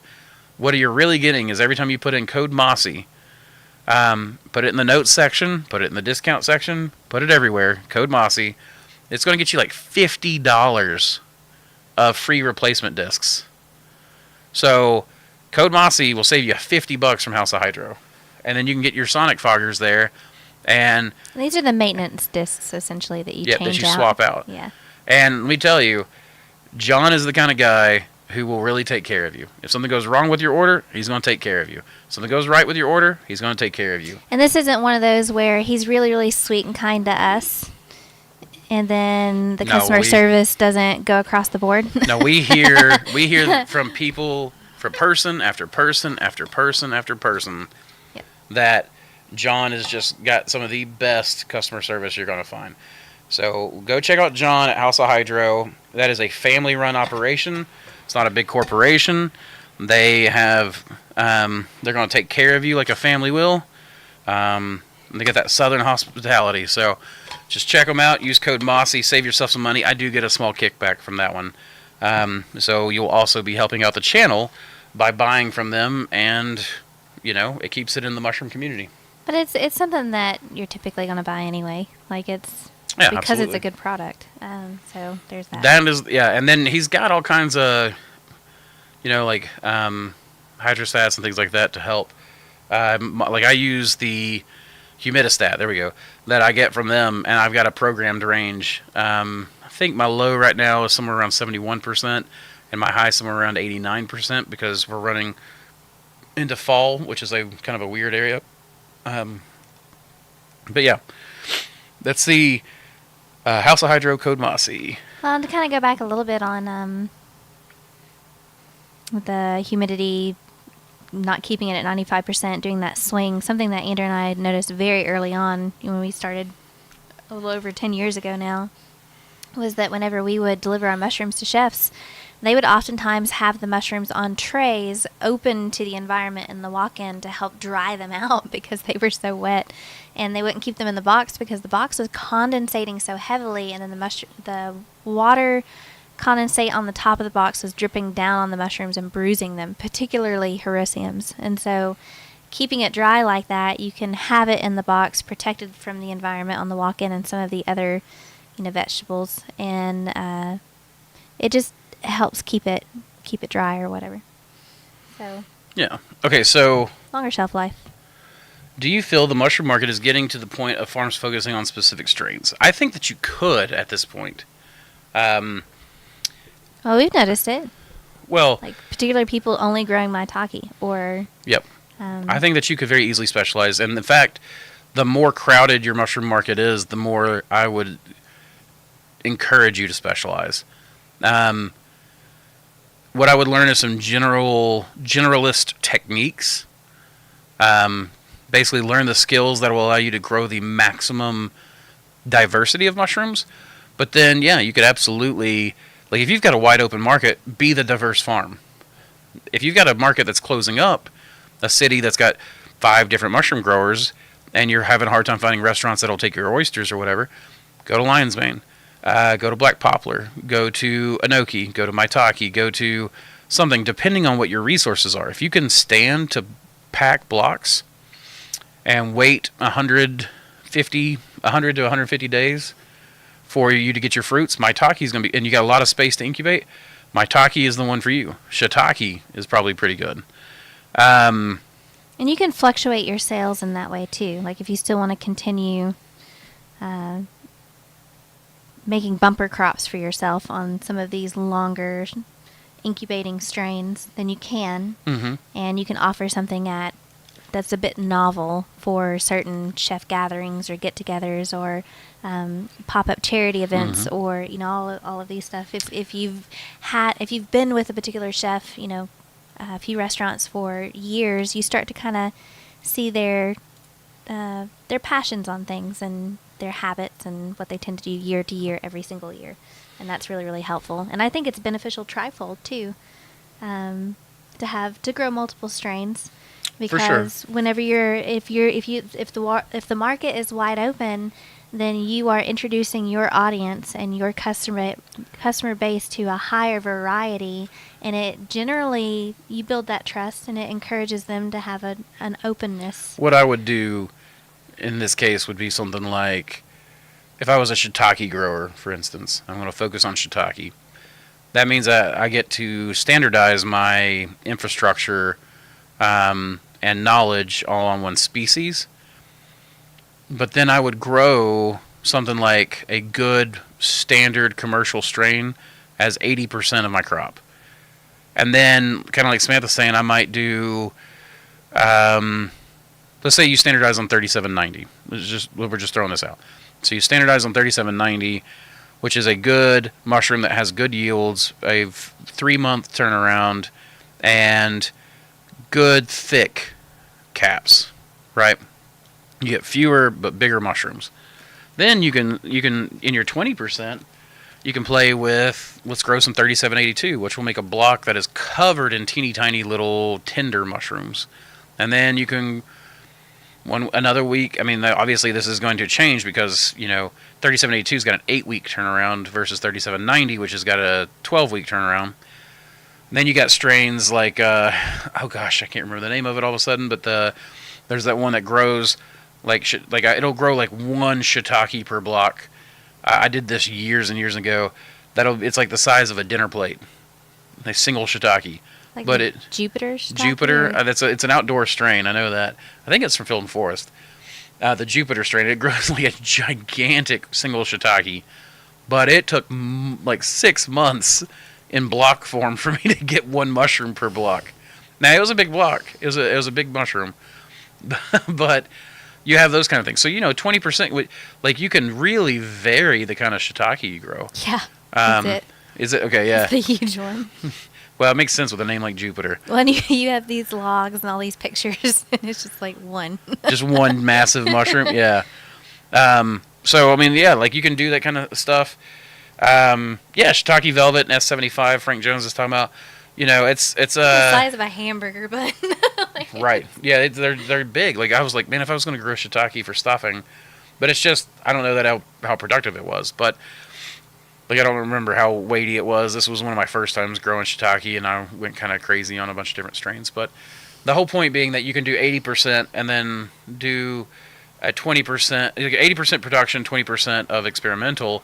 You're still getting to play with tons of forms and functions and meatiness and some with stems that are harder stems and some that aren't. And you can take those stems and play with them and make powders out of them, or like there's a million different ways that you can go with even that same species. So I do think that people can absolutely, I don't know that I would say you should specialize in a certain strain, but maybe you should pick one strain for your production, and then, another 20% to play with, and that way, if something ever happens to that one strain you're growing, let's say that there's a form of bacterial blotch moves in and you're having a hard time with that strain, you can switch to another one of those other strains that you have experience with and you can have predictable results with, right? And your chefs might be familiar with it, like, hey, you remember this one?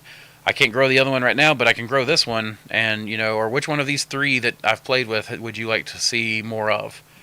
And then, if there's like, oh crap, there's a problem, my 3790 is having a hard time, I can switch to 3782, pack that in the short term, pack a better quality one for the long term, and then slowly start to split my production, to where I'm packing, and as 3782 starts to fruit in the grow room, I'm now, each week after that, is starting to shift back to a better quality strain.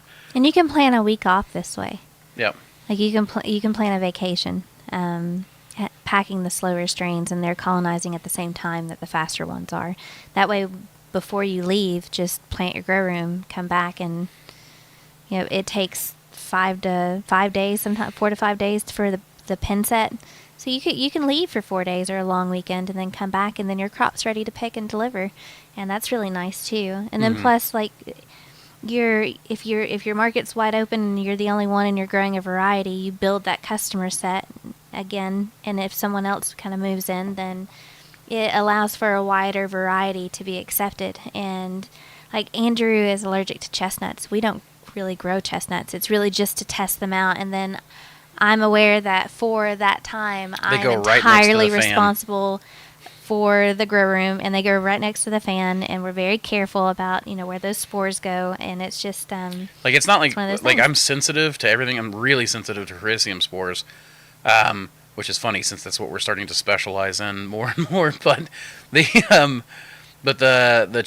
can wear a mask for that. For some reason, the chestnuts, I'm like PPE. Straight up allergic to like eating it, touching it. Chestnut mushrooms are not for me. In fact, I'm thinking about taking that off my catalog, except in culture format, just because I don't like having a weapons grade biological in my grow room. For you, because he has an allergy, right? But yeah, it's and we're larger, which is weird because too. I could have it fermented. Remember? Yeah, I had it like somebody did a lactic fermentation of it one time, and I tried I think it was koji and lactic fermentation, but I'm not sure. It was. But it was delicious. Yeah, Presley did that, and it was Presley and Preston. Chef Preston. Yes, sorry, okay. And Reed. Sorry. Again, we're inundated with. Someone says Woody says brain fog. I hear lion's mane is good to help with that. Sure, you've heard that though. I have heard that, and I take so ever since I started on my health journey, I've been playing around with my morning shakes, and then my morning shake I take it's about a full cup of wild blueberries, 2 big scoops of Greek yogurt, 1 scoop of beet powder, 1 scoop of greens powder, fill it up full of milk, 2 scoops of whey protein, and 2 droppers full of lion's mane extract. And it used to be lion's mane extract I got from others, and now it's my own lion's mane extract. But I will say that I actually feel like I've noticed a difference. My ADD is not as bad. And yeah, I'm getting brain fog still from like how much I'm bouncing to, but I think that I would be, I don't know, I think I would be a wreck if I wasn't taking care of my brain right now. So, but yeah, I blend all that together, and that's for days when I work out. On the 3 days a week that I don't work out, which is Wednesday, Saturday, Sunday, I just give myself a regular whey shake, and I'm like, I don't concoct my other potion, right? Because I feel like something that decadent is really only earned. The point being, I do take lion's mane. Reishi, I think I'm going to start taking that daily too, because that's supposed to be really good for your heart. So, and heart health is something that's very important to me, since my family on both sides has always been so poor in heart health. It's from all the heartbreak we suffer. What is your opinion on using Cordyceps militaris as an insecticide?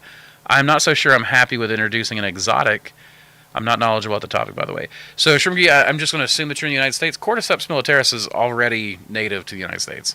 In fact, many of the best strains that I'm seeing come into the marketplace are wild harvested by different people, but you're seeing Jeff Maginero, terrestrial fungi are two of the top guys, I would say, for some of the wild harvested stuff. Other people you're seeing that do, I think William Padilla Brown. I'm sure that there are others. Cordyceps is a very interesting one. But I think Cordyceps militaris as an insecticide would be just fine. I don't think it's going to be the single most effective insecticide, though. But I have trialed it on a few different insects, and it absolutely works. It worked on stink bugs. It worked on mealworms. Worked on fruit flies. But that was straight up culture. I need to get spores and just try a straight up spore mix. I think that would be a good way to go. Will the Mossy Creek oyster mushroom be available in LC at some point? Maybe one day, but no, not anytime soon. Most of our strains we're moving more and more to the position of being a strain bank, which is why I've got all kinds of videos out there for you guys to how do you produce liquid culture from agar. Probably the latest video I did that wasn't a live stream was a how to produce liquid culture from a needle biopsy, and that could be done from a slant or petri dish. But I'm really going to encourage people to start buying from us in culture form that's slant or plate, and then having people make their own liquid cultures.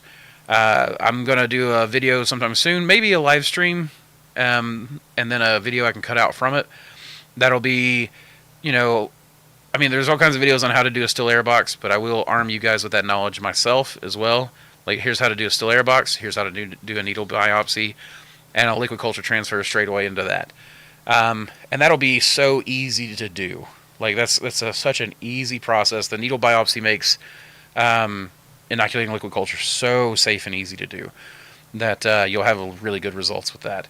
But no, we're getting away from being liquid culture purveyors and being able to focus more on the genetics. I'm having a hard time focusing on LC constantly, and the refreshing of all of that stuff, and the managing of, I don't even know where I'm at on strains right now. I'm estimating I'm somewhere close to right around 500 strains total. And getting all that stuff cleaned up as it comes through the Michael-oium, stored into slant, that kind of thing. Plates are easy. I can pull out and I can make a plate and ship it to someone. The same thing with the slant. I can just pull that slant out and make it and go. But when you're talking about trying to stir and care for and refresh, keep up with how many times it's been transferred, making liquid culture masters, etc., that is a business all unto itself. So what I'm actually going to encourage people to do is, some people become liquid culture purveyors. People can come to us for the source material, and if they want to expand that and sell that, great. And if they don't, people can come and buy the slants and stuff from us. But that's the way I'm going to be encouraging people to go their way. So we want to be. Oh, can I say that? It's the cost for me, unfortunately, but I totally understand why you're cutting out the ALC. That's a ton of strains capable. But yeah, it is. As far as the cost goes, it's only $20 more on a strain. If you use the discount code IMPRESS, and it's spelled that way is correct, IMPRESS. If you use code IMPRESS, that's 20% off your order. Unless you're wanting Empress. No, I don't want Impress. I don't want Impress. I want Impress. You spelled it right. Like, everyone's so darn impressive. IMPRESS. Code IMPRESS gets you 20% off anything you order on our website. That includes the tinctures. That includes cultures. So that knocks $10 off your $50 order for the Mossy Creek oyster, which gets you within striking distance. So that's only $10 more than what you would have gotten for liquid culture. And it's a lot easier for me to get out to you. So is the amount of mushrooms you're going to grow off that negligible cost? Pshaw, buddy, pshaw. And it is a great mushroom. I'm about to breed it to Old Road. I think that'll work really, really well. The Old Road and the the Mossy Creek oyster. They're so. Oh, and the what's the other one? Cumberland. The Cumberland. I think those three are gonna go really well in a breeding program together. Are you choosing those because of their similarity in color? They're how they're thicker stemmed. One of them's got a better flavor than the other two. One of them's got a better texture than the other two, and one I think really just grows really, really, really well. So, if I can get the taste, the texture, and the growth pattern all in one strain, then I'll have hit up the holy grail of the cream to buff oyster. But also the coloration helps because they all three have that peachy reddish brown to them. I mean, the Mossy Creek oyster in particular produces a pink metabolite. How many months do you anticipate this being? Oh, that's going to be a year out. So that's the thing, right? Once I start a breeding program, it's a long way out. So like the golds I just started, we're not going to have new gold strains ready for people to trial till next summer, because I started that this past summer. Because I've got to collect all the spores, I've got to mix them all together in various ways that I do, breed out strains, test said strains, and then get them to where Isolate them all, have right. notes on them, get Clean 'em pictures up. on them, clean them up. Slant them all. They all have to be slanted, so they're cleaned up, and then they're put in long-term storage, and then they're tested, and How many other people would you say are doing this? maybe a handful. I know the Mushroom Shop LLC is So one of them. Jacob is not doing much outcrossing, but Jacob is doing a lot of breeding. It's usually what I label as an isolate breeding. Jacob's real power is in sourcing weird freaking like species. The porcelain mushroom that we grow was from him. He just silky showed rose an gold. albino woodier. An albino woodier, and it's blowing my mind. I want that freaking mushroom bad. I want the albino woodier. Jacob makes some really cool stuff. Then you have, I would say, so like somebody like terrestrial fungi and a couple of other people I know of are doing that with cordyceps. Gary from Fresh from the Farm Fungi is he's one of the few people I know that's doing the meticulous amount of breeding when it comes to oysters.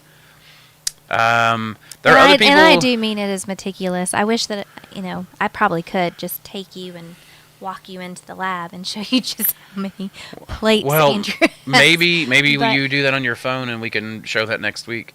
But yeah, like right now I'm doing a 15 strain test for golden oysters where I'm trying to get all 15 strains grown at the same time.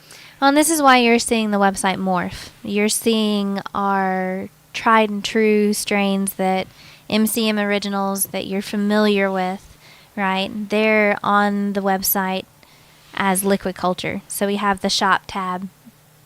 Used to be the genetics tab. It may change again. Who knows? Now that we have someone with a greater capability than me and a theme that I'm working within the constraints on, but it's just you're going to see what you're familiar with, and then you're going to see something new. You're going to see new strains with just agar and slant. And it doesn't mean that you can't access those. And sure, they're a little bit more, but you are getting a higher quality generation. If you're talking about generations, yeah. Yeah. So generations, like, are you talking like clonal generations or filial generations or? All of the above. And Okay. then you're getting it earlier on, and this is going to be we want to be your supplier as far as like your armory, your armament, your library that you go to in times of I want to be your mycomancer. in times of need. This is what every farm needs, honestly. You need to be equipped. You need to have that knowledge. You need to be able to kind of acquire a library that's unique to you and your region. You need all of this. And you need people like Andrew and everyone else that they're taking the long, tedious road of breeding. And, it's just so darn impressive, but both ways. Like, go ahead. I would say, to finish answering your question, there are a lot of guys in the actives community that are doing this work. There are far more who are doing work that where you can tell that they don't really understand the work. But then there are a select few who really get it. Yeah, there's Jacob. He just popped on. Are your ears burning? Jacob's ears must be burning. But yeah, and then there are people moving who have really learned their ways of doing stuff on the actives and are moving to gourmets. Kyle Obenberger. Kyle, if I butchered your name, I'm sorry. Used to be with Full Canopy. Now it's some name I can't pronounce because it's Japanese. Ikigai, I'm not sure, but Labs, and I know that he's starting to work into some of the gourmet breeding and things like that. I know of some people who have like harvested spores from Hericium. I don't know of anyone else who's done outcrosses of Hericium. Almost every single commercial strain of Hericium there is a wild harvested strain that was then tested and was like, oh, that works really well for commercial production. And Hericium has. I've been digging into it because I want to be the Hericium expert. But the and you just mentioned throwing in wild strains on top of it. Somebody has to do this. Right. Somebody has to put in the time and the work, and it can't be. Everyone's different skill levels. Everyone's different interests and passions, to be honest. And it's okay to have a variety of individuals. Not everyone has to be a liquid culture supplier. It's and you're seeing us morph as a business. We talked about smallhold. Yeah, we talked about smallhold last week. And you're hearing Andrew talk about Hericiums. He has a very special interest in this, and so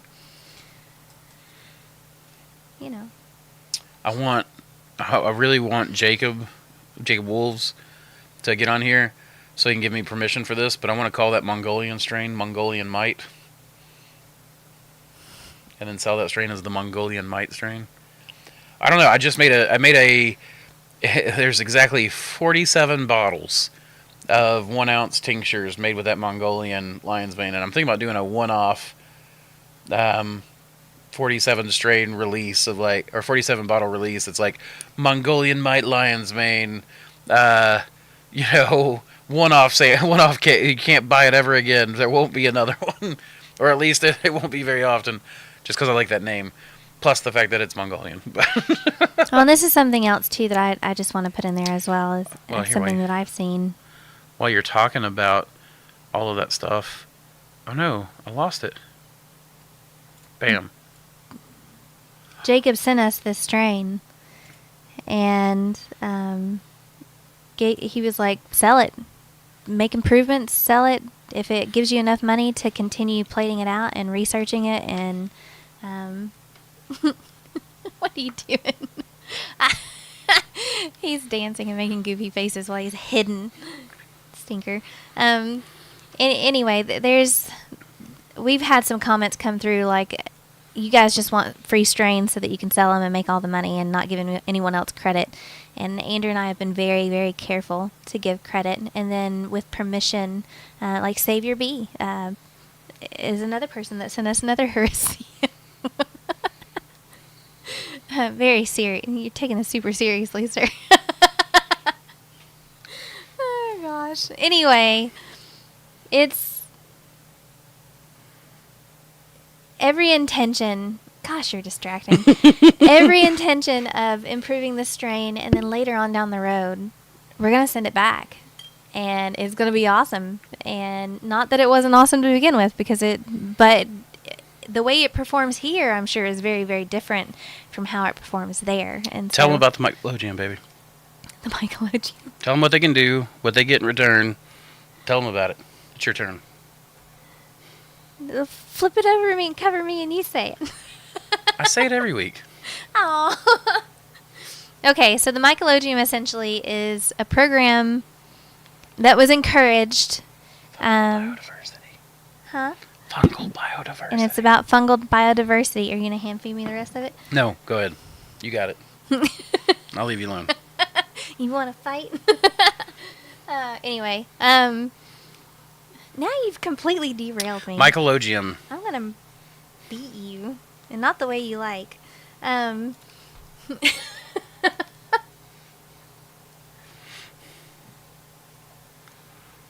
One of our customers, Jordan, he was like, hey, there was this really cool mushroom on Facebook. and he's like, they want to send it to you, and it's awesome. And so he just kept sending us stuff, and he was like, okay, I came up with this name, you guys can have it. I just want to encourage what you're doing, which was amazing, and giving credit where credit is due. And so we just in good faith and being good sports, we were like, okay, we'll set aside some time, and now it's become a dedicated thing. And if you send in a strain, you're going to get a strain in kind, and we're basically just trying to cultivate these strains. There are a lot of people who are we're trying to save as much fungal biodiversity as possible. Yes. And then also see how they grow in a commercial environment. Especially of useful to humankind. And seeing if there's anything that's agriculturally relevant. And then on top of it, banking this out, there are people out there who are taking strains and they're just doing the DNA sequencing. And now we've gotten a few other people that are doing the same thing, right? But then they're like, okay, we're not growers, we're not farmers. Why don't we send it to you and you grow it out and get additional photos and additional information, and then we can PCR that and expand that DNA for even more testing than what was originally there. And so that's where I feel like we can plug in. So there's my long roundabout. That's our passion project. To put it succinctly, the Michael-oium is our fungal biodiversity program. We've noticed that in this changing world, we don't even know what genetics are useful, right? So we're trying to save as many strains as we can, along with other culture banks. There are other culture banks, other Mycologiums, you might say, out there where people are actively trying to save what strains they can in this changing world, whether that's through climate change or just the fact that people are bulldozing forests, and our old growth forests are under attack, not necessarily by man or anything, though there is some old growth logging and stuff going on, but also the fact that there is insects. The hemlock reishi is under attack by the woolly whatever. And chestnut trees. Right. Or the hemlock tree is under attack by the woolly, and then of course the hemlock reishi is having a great time right now, but soon it won't if its host tree is largely wiped out, and it's found largely in old growth forest sections and stands. So, we do trips to old growth forest where we do some bioprospecting. We have mushroom hunters that bioprospect for us and bring us back strains that we clone. We have people across the United States that have shipped us samples, and if I clean it up and if you want to donate, that's fine. But if you want me to clean up that strain and send it back to you cleaned up, I will do so, if I can get it clean. The other way, too, is that if you can clone it and you just want to trade strain for strain, so that way we put it in the culture bank, and it's there in cold storage for the next 50 years, so you know that if you ever lose it, you can come back to us and grab it. But I'm happy to also trade you strain for strain from that if you've already done the work. So you clone it out and you salvage something, from the wild, and you want that stored, we're happy to store it, and then we're happy to send you a strain out of our Mycologium back. So you can, tell me like what you're looking for, and I can tell you what we have and get you something unique and interesting to do so. So this is something that we absolutely, it's like our big passion project. It's basically what everything else that we do goes to, other than supporting my family, goes to supporting this Mycologium passion project. It's not a money maker right now. It's a money sink. But it's a project that we believe in and we think that there's a big future in. And we want to make sure that we invest in that. I think it's going to make a difference, and I think it'll pay it forward later. I mean, we do everything from polypores to anokis that people send us to oysters, chicken of the woods. Oh my goodness, the amount of chicken of the woods, hen of the woods, golden oyster samples that we got this year. We are really interested in collecting hericiums. When we do collect hericiums, I mean, it's a kind of a slow release depending on what it is. But we definitely try to send this stuff to the Ohio Mushroom Fungal Biodiversity Lab, so that we can try to get the GPS coordinates for where it was harvested. And then we send it to them so they can do the citizen science work of getting the DNA paired up with the GPS coordinates. So we're trying to work this into a citizen science where we're helping to push in. I've got a big stack full of samples I've got to send in right now. But we're trying to get this to where we're helping to add to the total humanity's understanding of fungal biodiversity, but also storing those genetics so that, we try to pick in particular areas that are slated for deforestation when we're doing it ourselves, and then of course we're just collecting everything else that we can find from other people and our hunters. So, And there's a very quick, like, there's a company, I've forgotten their name. I wish that there's a company that does like a very quick snap soil test, and I would really, really love to partner with them to see, because if we get a hericium in and it's just off the charts or something, or anything for that matter, you have those GPS coordinates to go back and maybe potentially test sort of a radial pattern around that, like what plants are there, GSI map all of that stuff. that would be really cool. That sounds like something I'm going to have to do way in the future. But I think they're, from what I remember, they're relatively new, and they just got a massive amount of funding. But that would be, and then pair with iNaturalist on that, like that would be awesome. Mm-hmm. Absolutely. Okay, we've got some questions here real quick. Very cool. In the spring, I had spent block and plastic left over in the winter. Chickweed grew all around it. Forgot it was there until I spotted some amazing lion's mane digging the environment. Yeah, I mean, it's crazy. Like, people joke about this all the time. This is one of the big jokes, just kind of in general, which is like, you'll get mushrooms, you'll try to grow them, and then you throw them in the compost pile, and boop, they come right up. It's frustrating. We actually had a block client do that. They ordered a bunch of veiled oyster. We sent them the veiled oyster. They tried for like Chestnuts. They tried a few weeks, and chestnuts. They tried for a few weeks. Their environment in their grow room wasn't right. They threw them out in the compost pile, and then they fruited like crazy. And then they wanted a refund, which I didn't give because they obviously fruited in the compost pile. I couldn't help their environment. But trying to start a farm up in Jersey, I have access to a garage and was thinking about using grow tents. One concern that I have with the setup, though, are the summer and winter temperature swings. The garage may be a tad expensive and inefficient to act as a sort of preconditioning room. Any suggestions? Maybe constructing an insulated chamber instead? Thanks for your help every week. A lot of times what I've seen other people do that I really like in these modular setups, gorilla tent, 10 by 20 gorilla tent, 10 by 20 gorilla tent, and then a little like, I think they make them 4x4 or like a 5x6 or something like that, little preconditioning tent that they put that's upstream of the gorilla tent's pulling air out, so that the air goes from the preconditioning room into the gorilla tent and then out, and there's no backflow.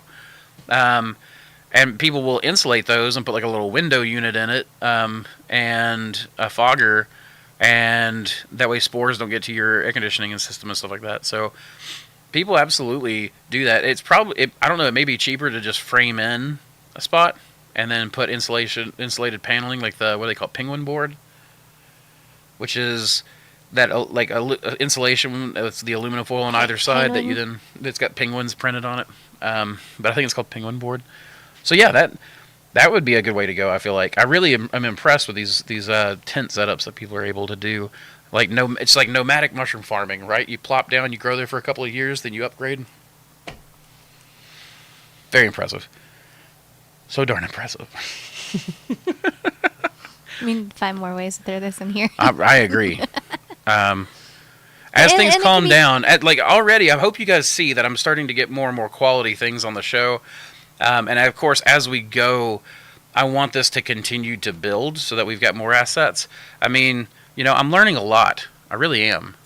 You're learning so many important things, and I'm so proud of you. Thank you, Mr. Rogers. I really am learning so many important things, and I appreciate that you're proud of me. S75 and shiitake velvet are cool. Yes, the velvet shiitake is one of my favorites in the logs. I don't know that I've ever grown it indoors, but S75, I never had good luck with that. But then I was like, we could probably get straw pellets and run those through Thor, and then do the straw shiitake, which is the S75. Can you get straw pellets anymore? Now you can't get straw pellets apparently anymore, since the plant that's responsible for all the straw pellet production burned down and may not be rebuilt. So who knows? That's fun.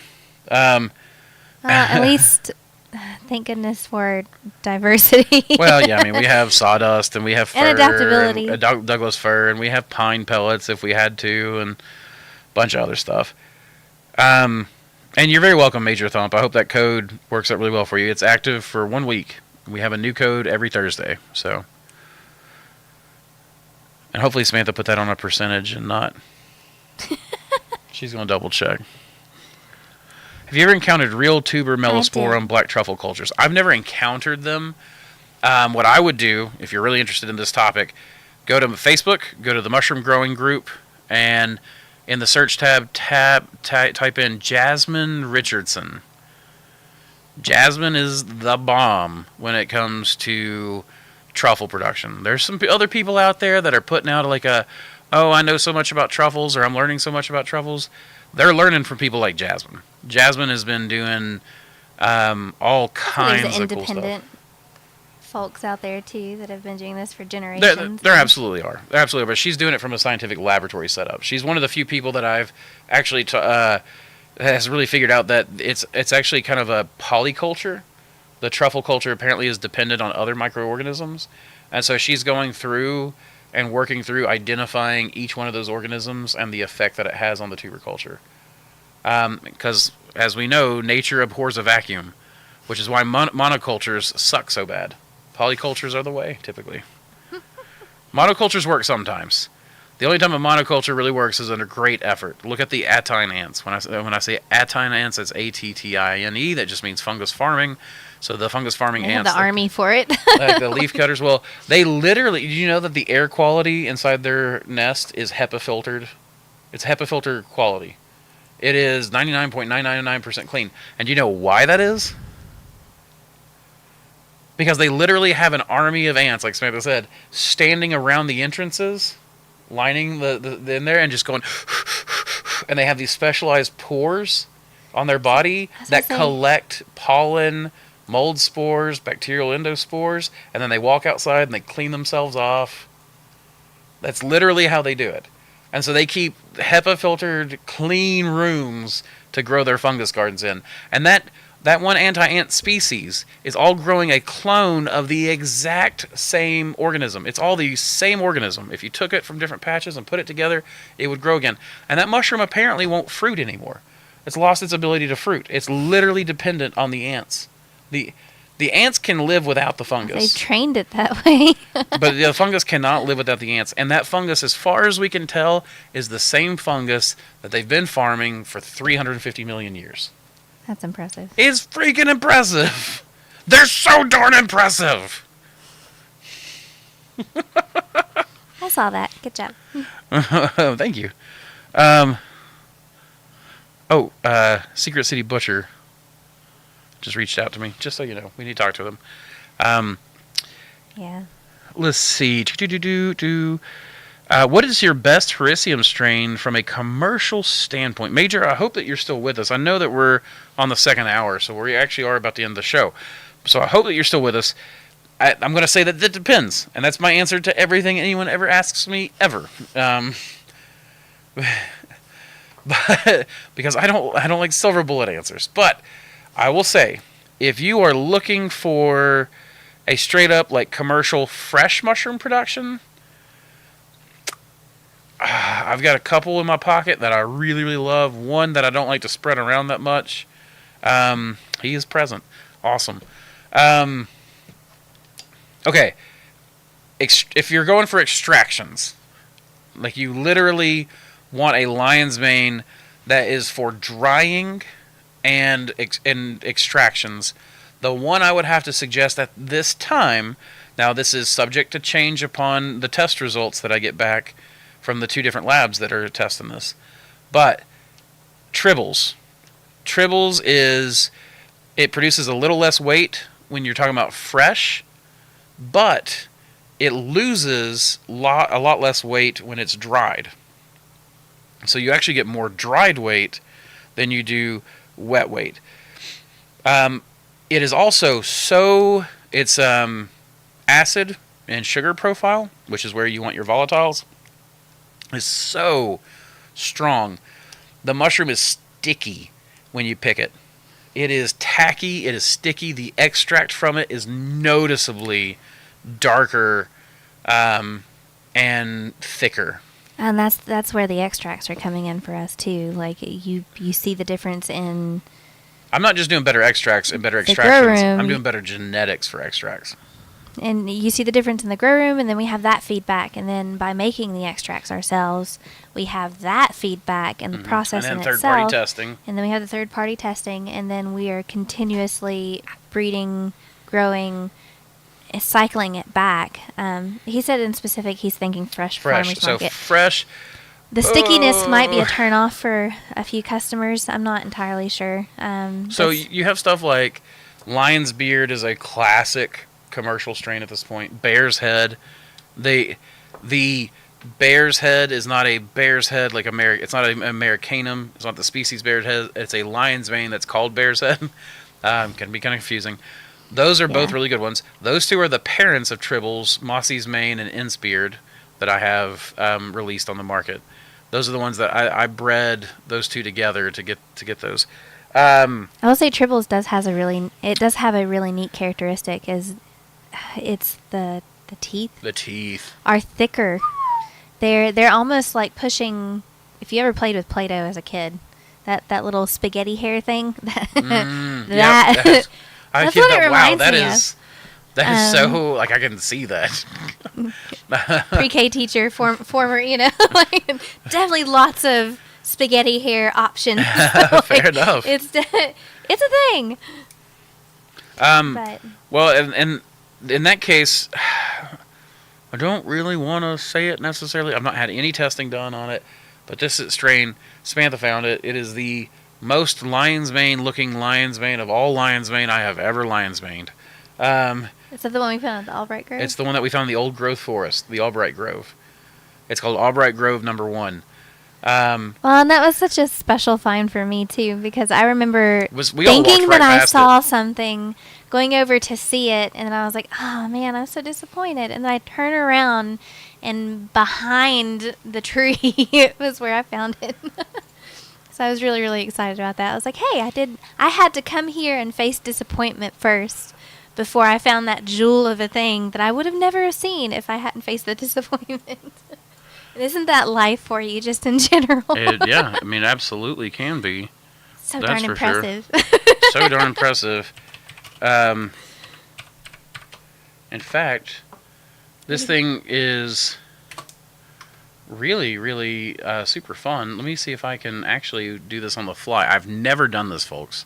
So let's Well, see. again, learning something in the moment kind of thing. I'm learning so much. So many important things. And we've had some comments on like our lighting and the background and not looking professional and our camera settings and blah blah this. But the point of all Bam. of this is, There it is. Albright Grove number 1. I isn't did it it. so pretty? Oh, man. I didn't know I could do that on the fly. I learned something, guys. But So that putting in is... the reps, In fact, what was it? Right about here. There you go. There's Samantha with the mushroom in the background. That lion's mane, that came from the old growth forest. And like I said, that is one of the most impressive.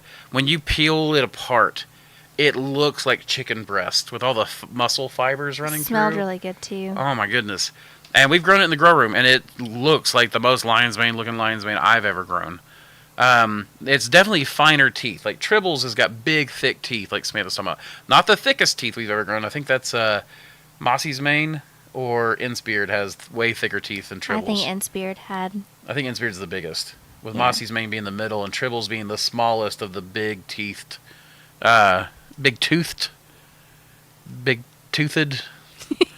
ones that we had. But yeah, that's that one is probably the best lion's mane I've ever come across. That's a cool ass name, by the way, BC. Huh? Fortenberry. Oh yeah, I- oh my I- gosh, was that the show? The Fortin? I don't No, not know. the Fortenberries. Sorry, that's Don't ask me about media shows. you I'm and I not gonna watched remember. it. We both talked about it. It was the dad's name was Nigel, You watch these things. I and they run had a around son, doing and he was other like, things. you know, it was on Nickelodeon. Nope. Whatever. Do not recall. Found 2 wild coral tooth this autumn. They're both on agar. I'm excited to grow them out in a tent, and also looking forward to messing with breeding Hericium. Absolutely, Spore Muse, that's fantastic. And if you want to, you can send that in to, guess what? The Michael-oium. And I will give you 2 more strains to play with. in return for the year 2 strains that you send to us. So please do it. The thornberries. The Major wild Thump got me. thornberries? The wild thornberries. Oh, the cartoon. It wasn't Fortenberries. Yeah, I was telling you. It was on Nickelodeon. I guess there Okay. were... That makes more sense now. I remember that one. They were in like a Funkin bus says van wild thornberries. thing. Wild thornberries. Okay, now it's all flooding back. But Spore Muse, please send those to the shop and then put in a note and what you want from my library, or give me a call and we can figure it out. But I would love to trade you strain for strain if we can. Hericiums are the thing that I look for probably the hardest. So Well, and you put it in your bank and you work on it too. You know, and that's another thing is like all the things that we could find out together. North Alabama. I actually really like Alabama. I'm glad to trade you. Do you have any cordyceps? I don't have much in the way of cordyceps. I'm sorry. I've only got one Well, we're strain lacking from on that terrestrial one. fungi. That's one I've decided that takes a completely different infrastructure than the wood-grown funguses, which is where I've decided to keep. We'll stay in my lane and let the experts do what they do. Con Park and terrestrial fungi and all those guys. Geographically, I do- geographically speaking, too, like we're kind of better situated. In a lot We're of actually in a ways. really good space to get wild cordyceps because they grow right up there in the Smokies. Yeah, but that's like at the height of the. It's in the height of the summer. Yeah, and it's kind of just. I don't Well, know. and it's right now in the height of the damage zone. We can't even get there a lot of it. But I don't have much in the way of cordyceps, but I have shiitakes and golden oysters and oysters of all types and hericiums and chicken of the woods and hen of the woods. I have an old growth hen of the woods, things like that. So, Did you ever get to that oyster mushroom I found? We fought bees for this thing. I think so. I put it in the fridge. I will have to double check, but I think so. If not, we'll need to wrap it in cardboard. Oopsie, I think I did it. Is it beneficial to get a 0.2 micron water filter to filter the city water that goes into my humidifier, or is it just going to grow bacteria in my humidifier no matter what I do? So you can get a reverse osmosis filter, run that, but you're still going to get bacteria because bacteria is not coming through your water line really so much as it's coming, especially if your water line is chlorinated. It's coming more from your airflow that's carrying the humidification. I mean the humidity. So, let's see. We try to bring air from outside of our grow room, from a cleaner space. It's not the cleanest space, but from a preconditioning space into the humidifier, and it runs 24/7. The fan does. Whether the humidifier is running or not, that fan is running, blowing over that air. The idea is to keep spores from falling back into the humidifier. There's also a UV lamp. We sometimes use it, sometimes don't. We do oftentimes go in, vacuum all the water out. Smitha will take everything, scrub it down, or spray it off with a pressure washer, vacuum all that out, mist it with a 5% bleach solution, which is how much is allowed in the food industry, and then refill it. Talk about the humidifier. Yes. Okay. So that's oftentimes the best way to handle that I know of. But you're going to get bacteria no matter what. No matter what, you're going to have to clean your humidifier. There's no way around it. Even if you have a high pressure misting system, you got to clean your nozzles. And if you don't do it regularly, Even if it's filtered in Yeah. RO. Exactly. Some people get away with it. Some people go up with a disinfectant and just do it straight on the like that. They just put a jar of disinfectant like where it dips in. That works, I think.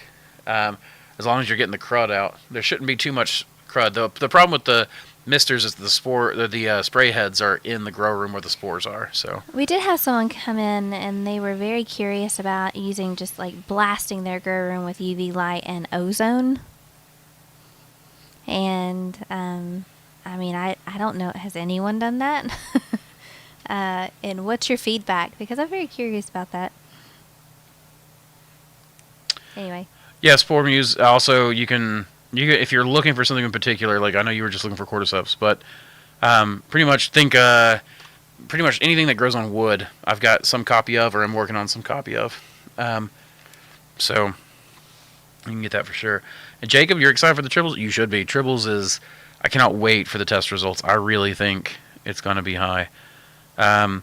Instead of doing an ice extraction to pull the fungi nutrients from our buddies, would you be able to do it with cold and clear or moonshine to add those properties to the beverage. I'm sorry, G Money. I'm not really quite sure what you mean. I've never done an ice extraction. I'm not sure what we're talking about there. Wish I could help. I'll stay on for just another minute or so and see if maybe can't see what you're talking about there. But we are getting a little past 6 o'clock, so I am about to end it. I don't think I missed anything. Cook dinner and feed the beasts. You're gonna feed me? The little beasties. Let's see.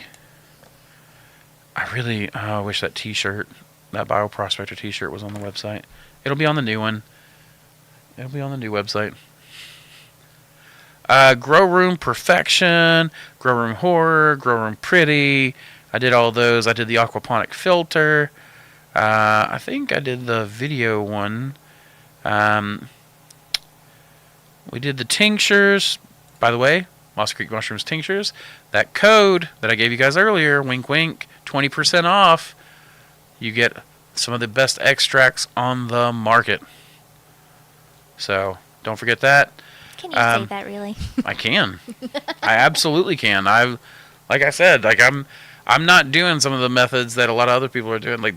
I have combined the best methods. So. But we only have a few of the tests back, and you've not bought everyone's stuff to test those against. That's true, but I can tell you that it's good. But all right, guys. So I'm not seeing anything updating yet, and I can't really hold on too much longer because, like Samantha said, we got gremlins to feed. So. With that, y'all, I really appreciate you guys hanging out with us, making this show so fun and full of questions and success and things like that. And allowing us and encouraging us to put in the reps and just produce content. Let you guys get updates, see what we're up to, and how we're continually morphing and growing into an impressive state. An impressive state. So darn impressive. No one has yet mentioned my mascot. Right there. Ow. His teethy. Ow. What? My troll skull. Oh. Wow. Nobody's even noticed it. I didn't even see it because it was all the way on the. Yep. Yeah. So you got yours where you can't hardly see it. I see it now. Yep. Anyways, y'all, I had a lot of fun today. Some days I'm down, some days I'm low energy. Today was not one of those days. I was very happy. So that's all that clean living I'm doing. And flannel season. Samantha, do you have anything you want to add before we jump? Oh, hold on. I've seen Paul Stamets talk about ice extraction. I was wondering if it would be able to be done with lion's mane or any other. Oh, we're talking about blue water. Maybe? I don't know if you could do that with lion's mane or something else. You probably could. I mean, you could do certain things. So, silly things are alcohol and water extractable. I know that. So you can use both of those as solvents. They are temperature and oxidization sensitive. But both Lawson and Ivan are... There are a lot of channels and Instagram accounts and etceteras getting taken down right now, so that's why I'm being careful. But all of those are water and alcohol soluble. So reach out independently. Yeah, reach out independently. We can always talk about that kind of stuff. But on the YouTubes, it's a little harder. But yeah, you can absolutely use moonshine. I don't know what effect it would have. Probably I would do something like a traditional extract method would be something like 40%. You take it down to, let it sit for a few weeks. Powder it, let it sit for a few weeks and work that. Shake the jar occasionally, that kind of thing. And I don't know if it would still look like blue water. And that's part of the appeal of the ice extraction, is making that blue water that is so blue on blue on blue. Which I've never tried that either. So, but anyways, y'all, good luck with everything. If you need us, you know where to find us. And with that, y'all, Keep spawning culture. Keep spawning culture.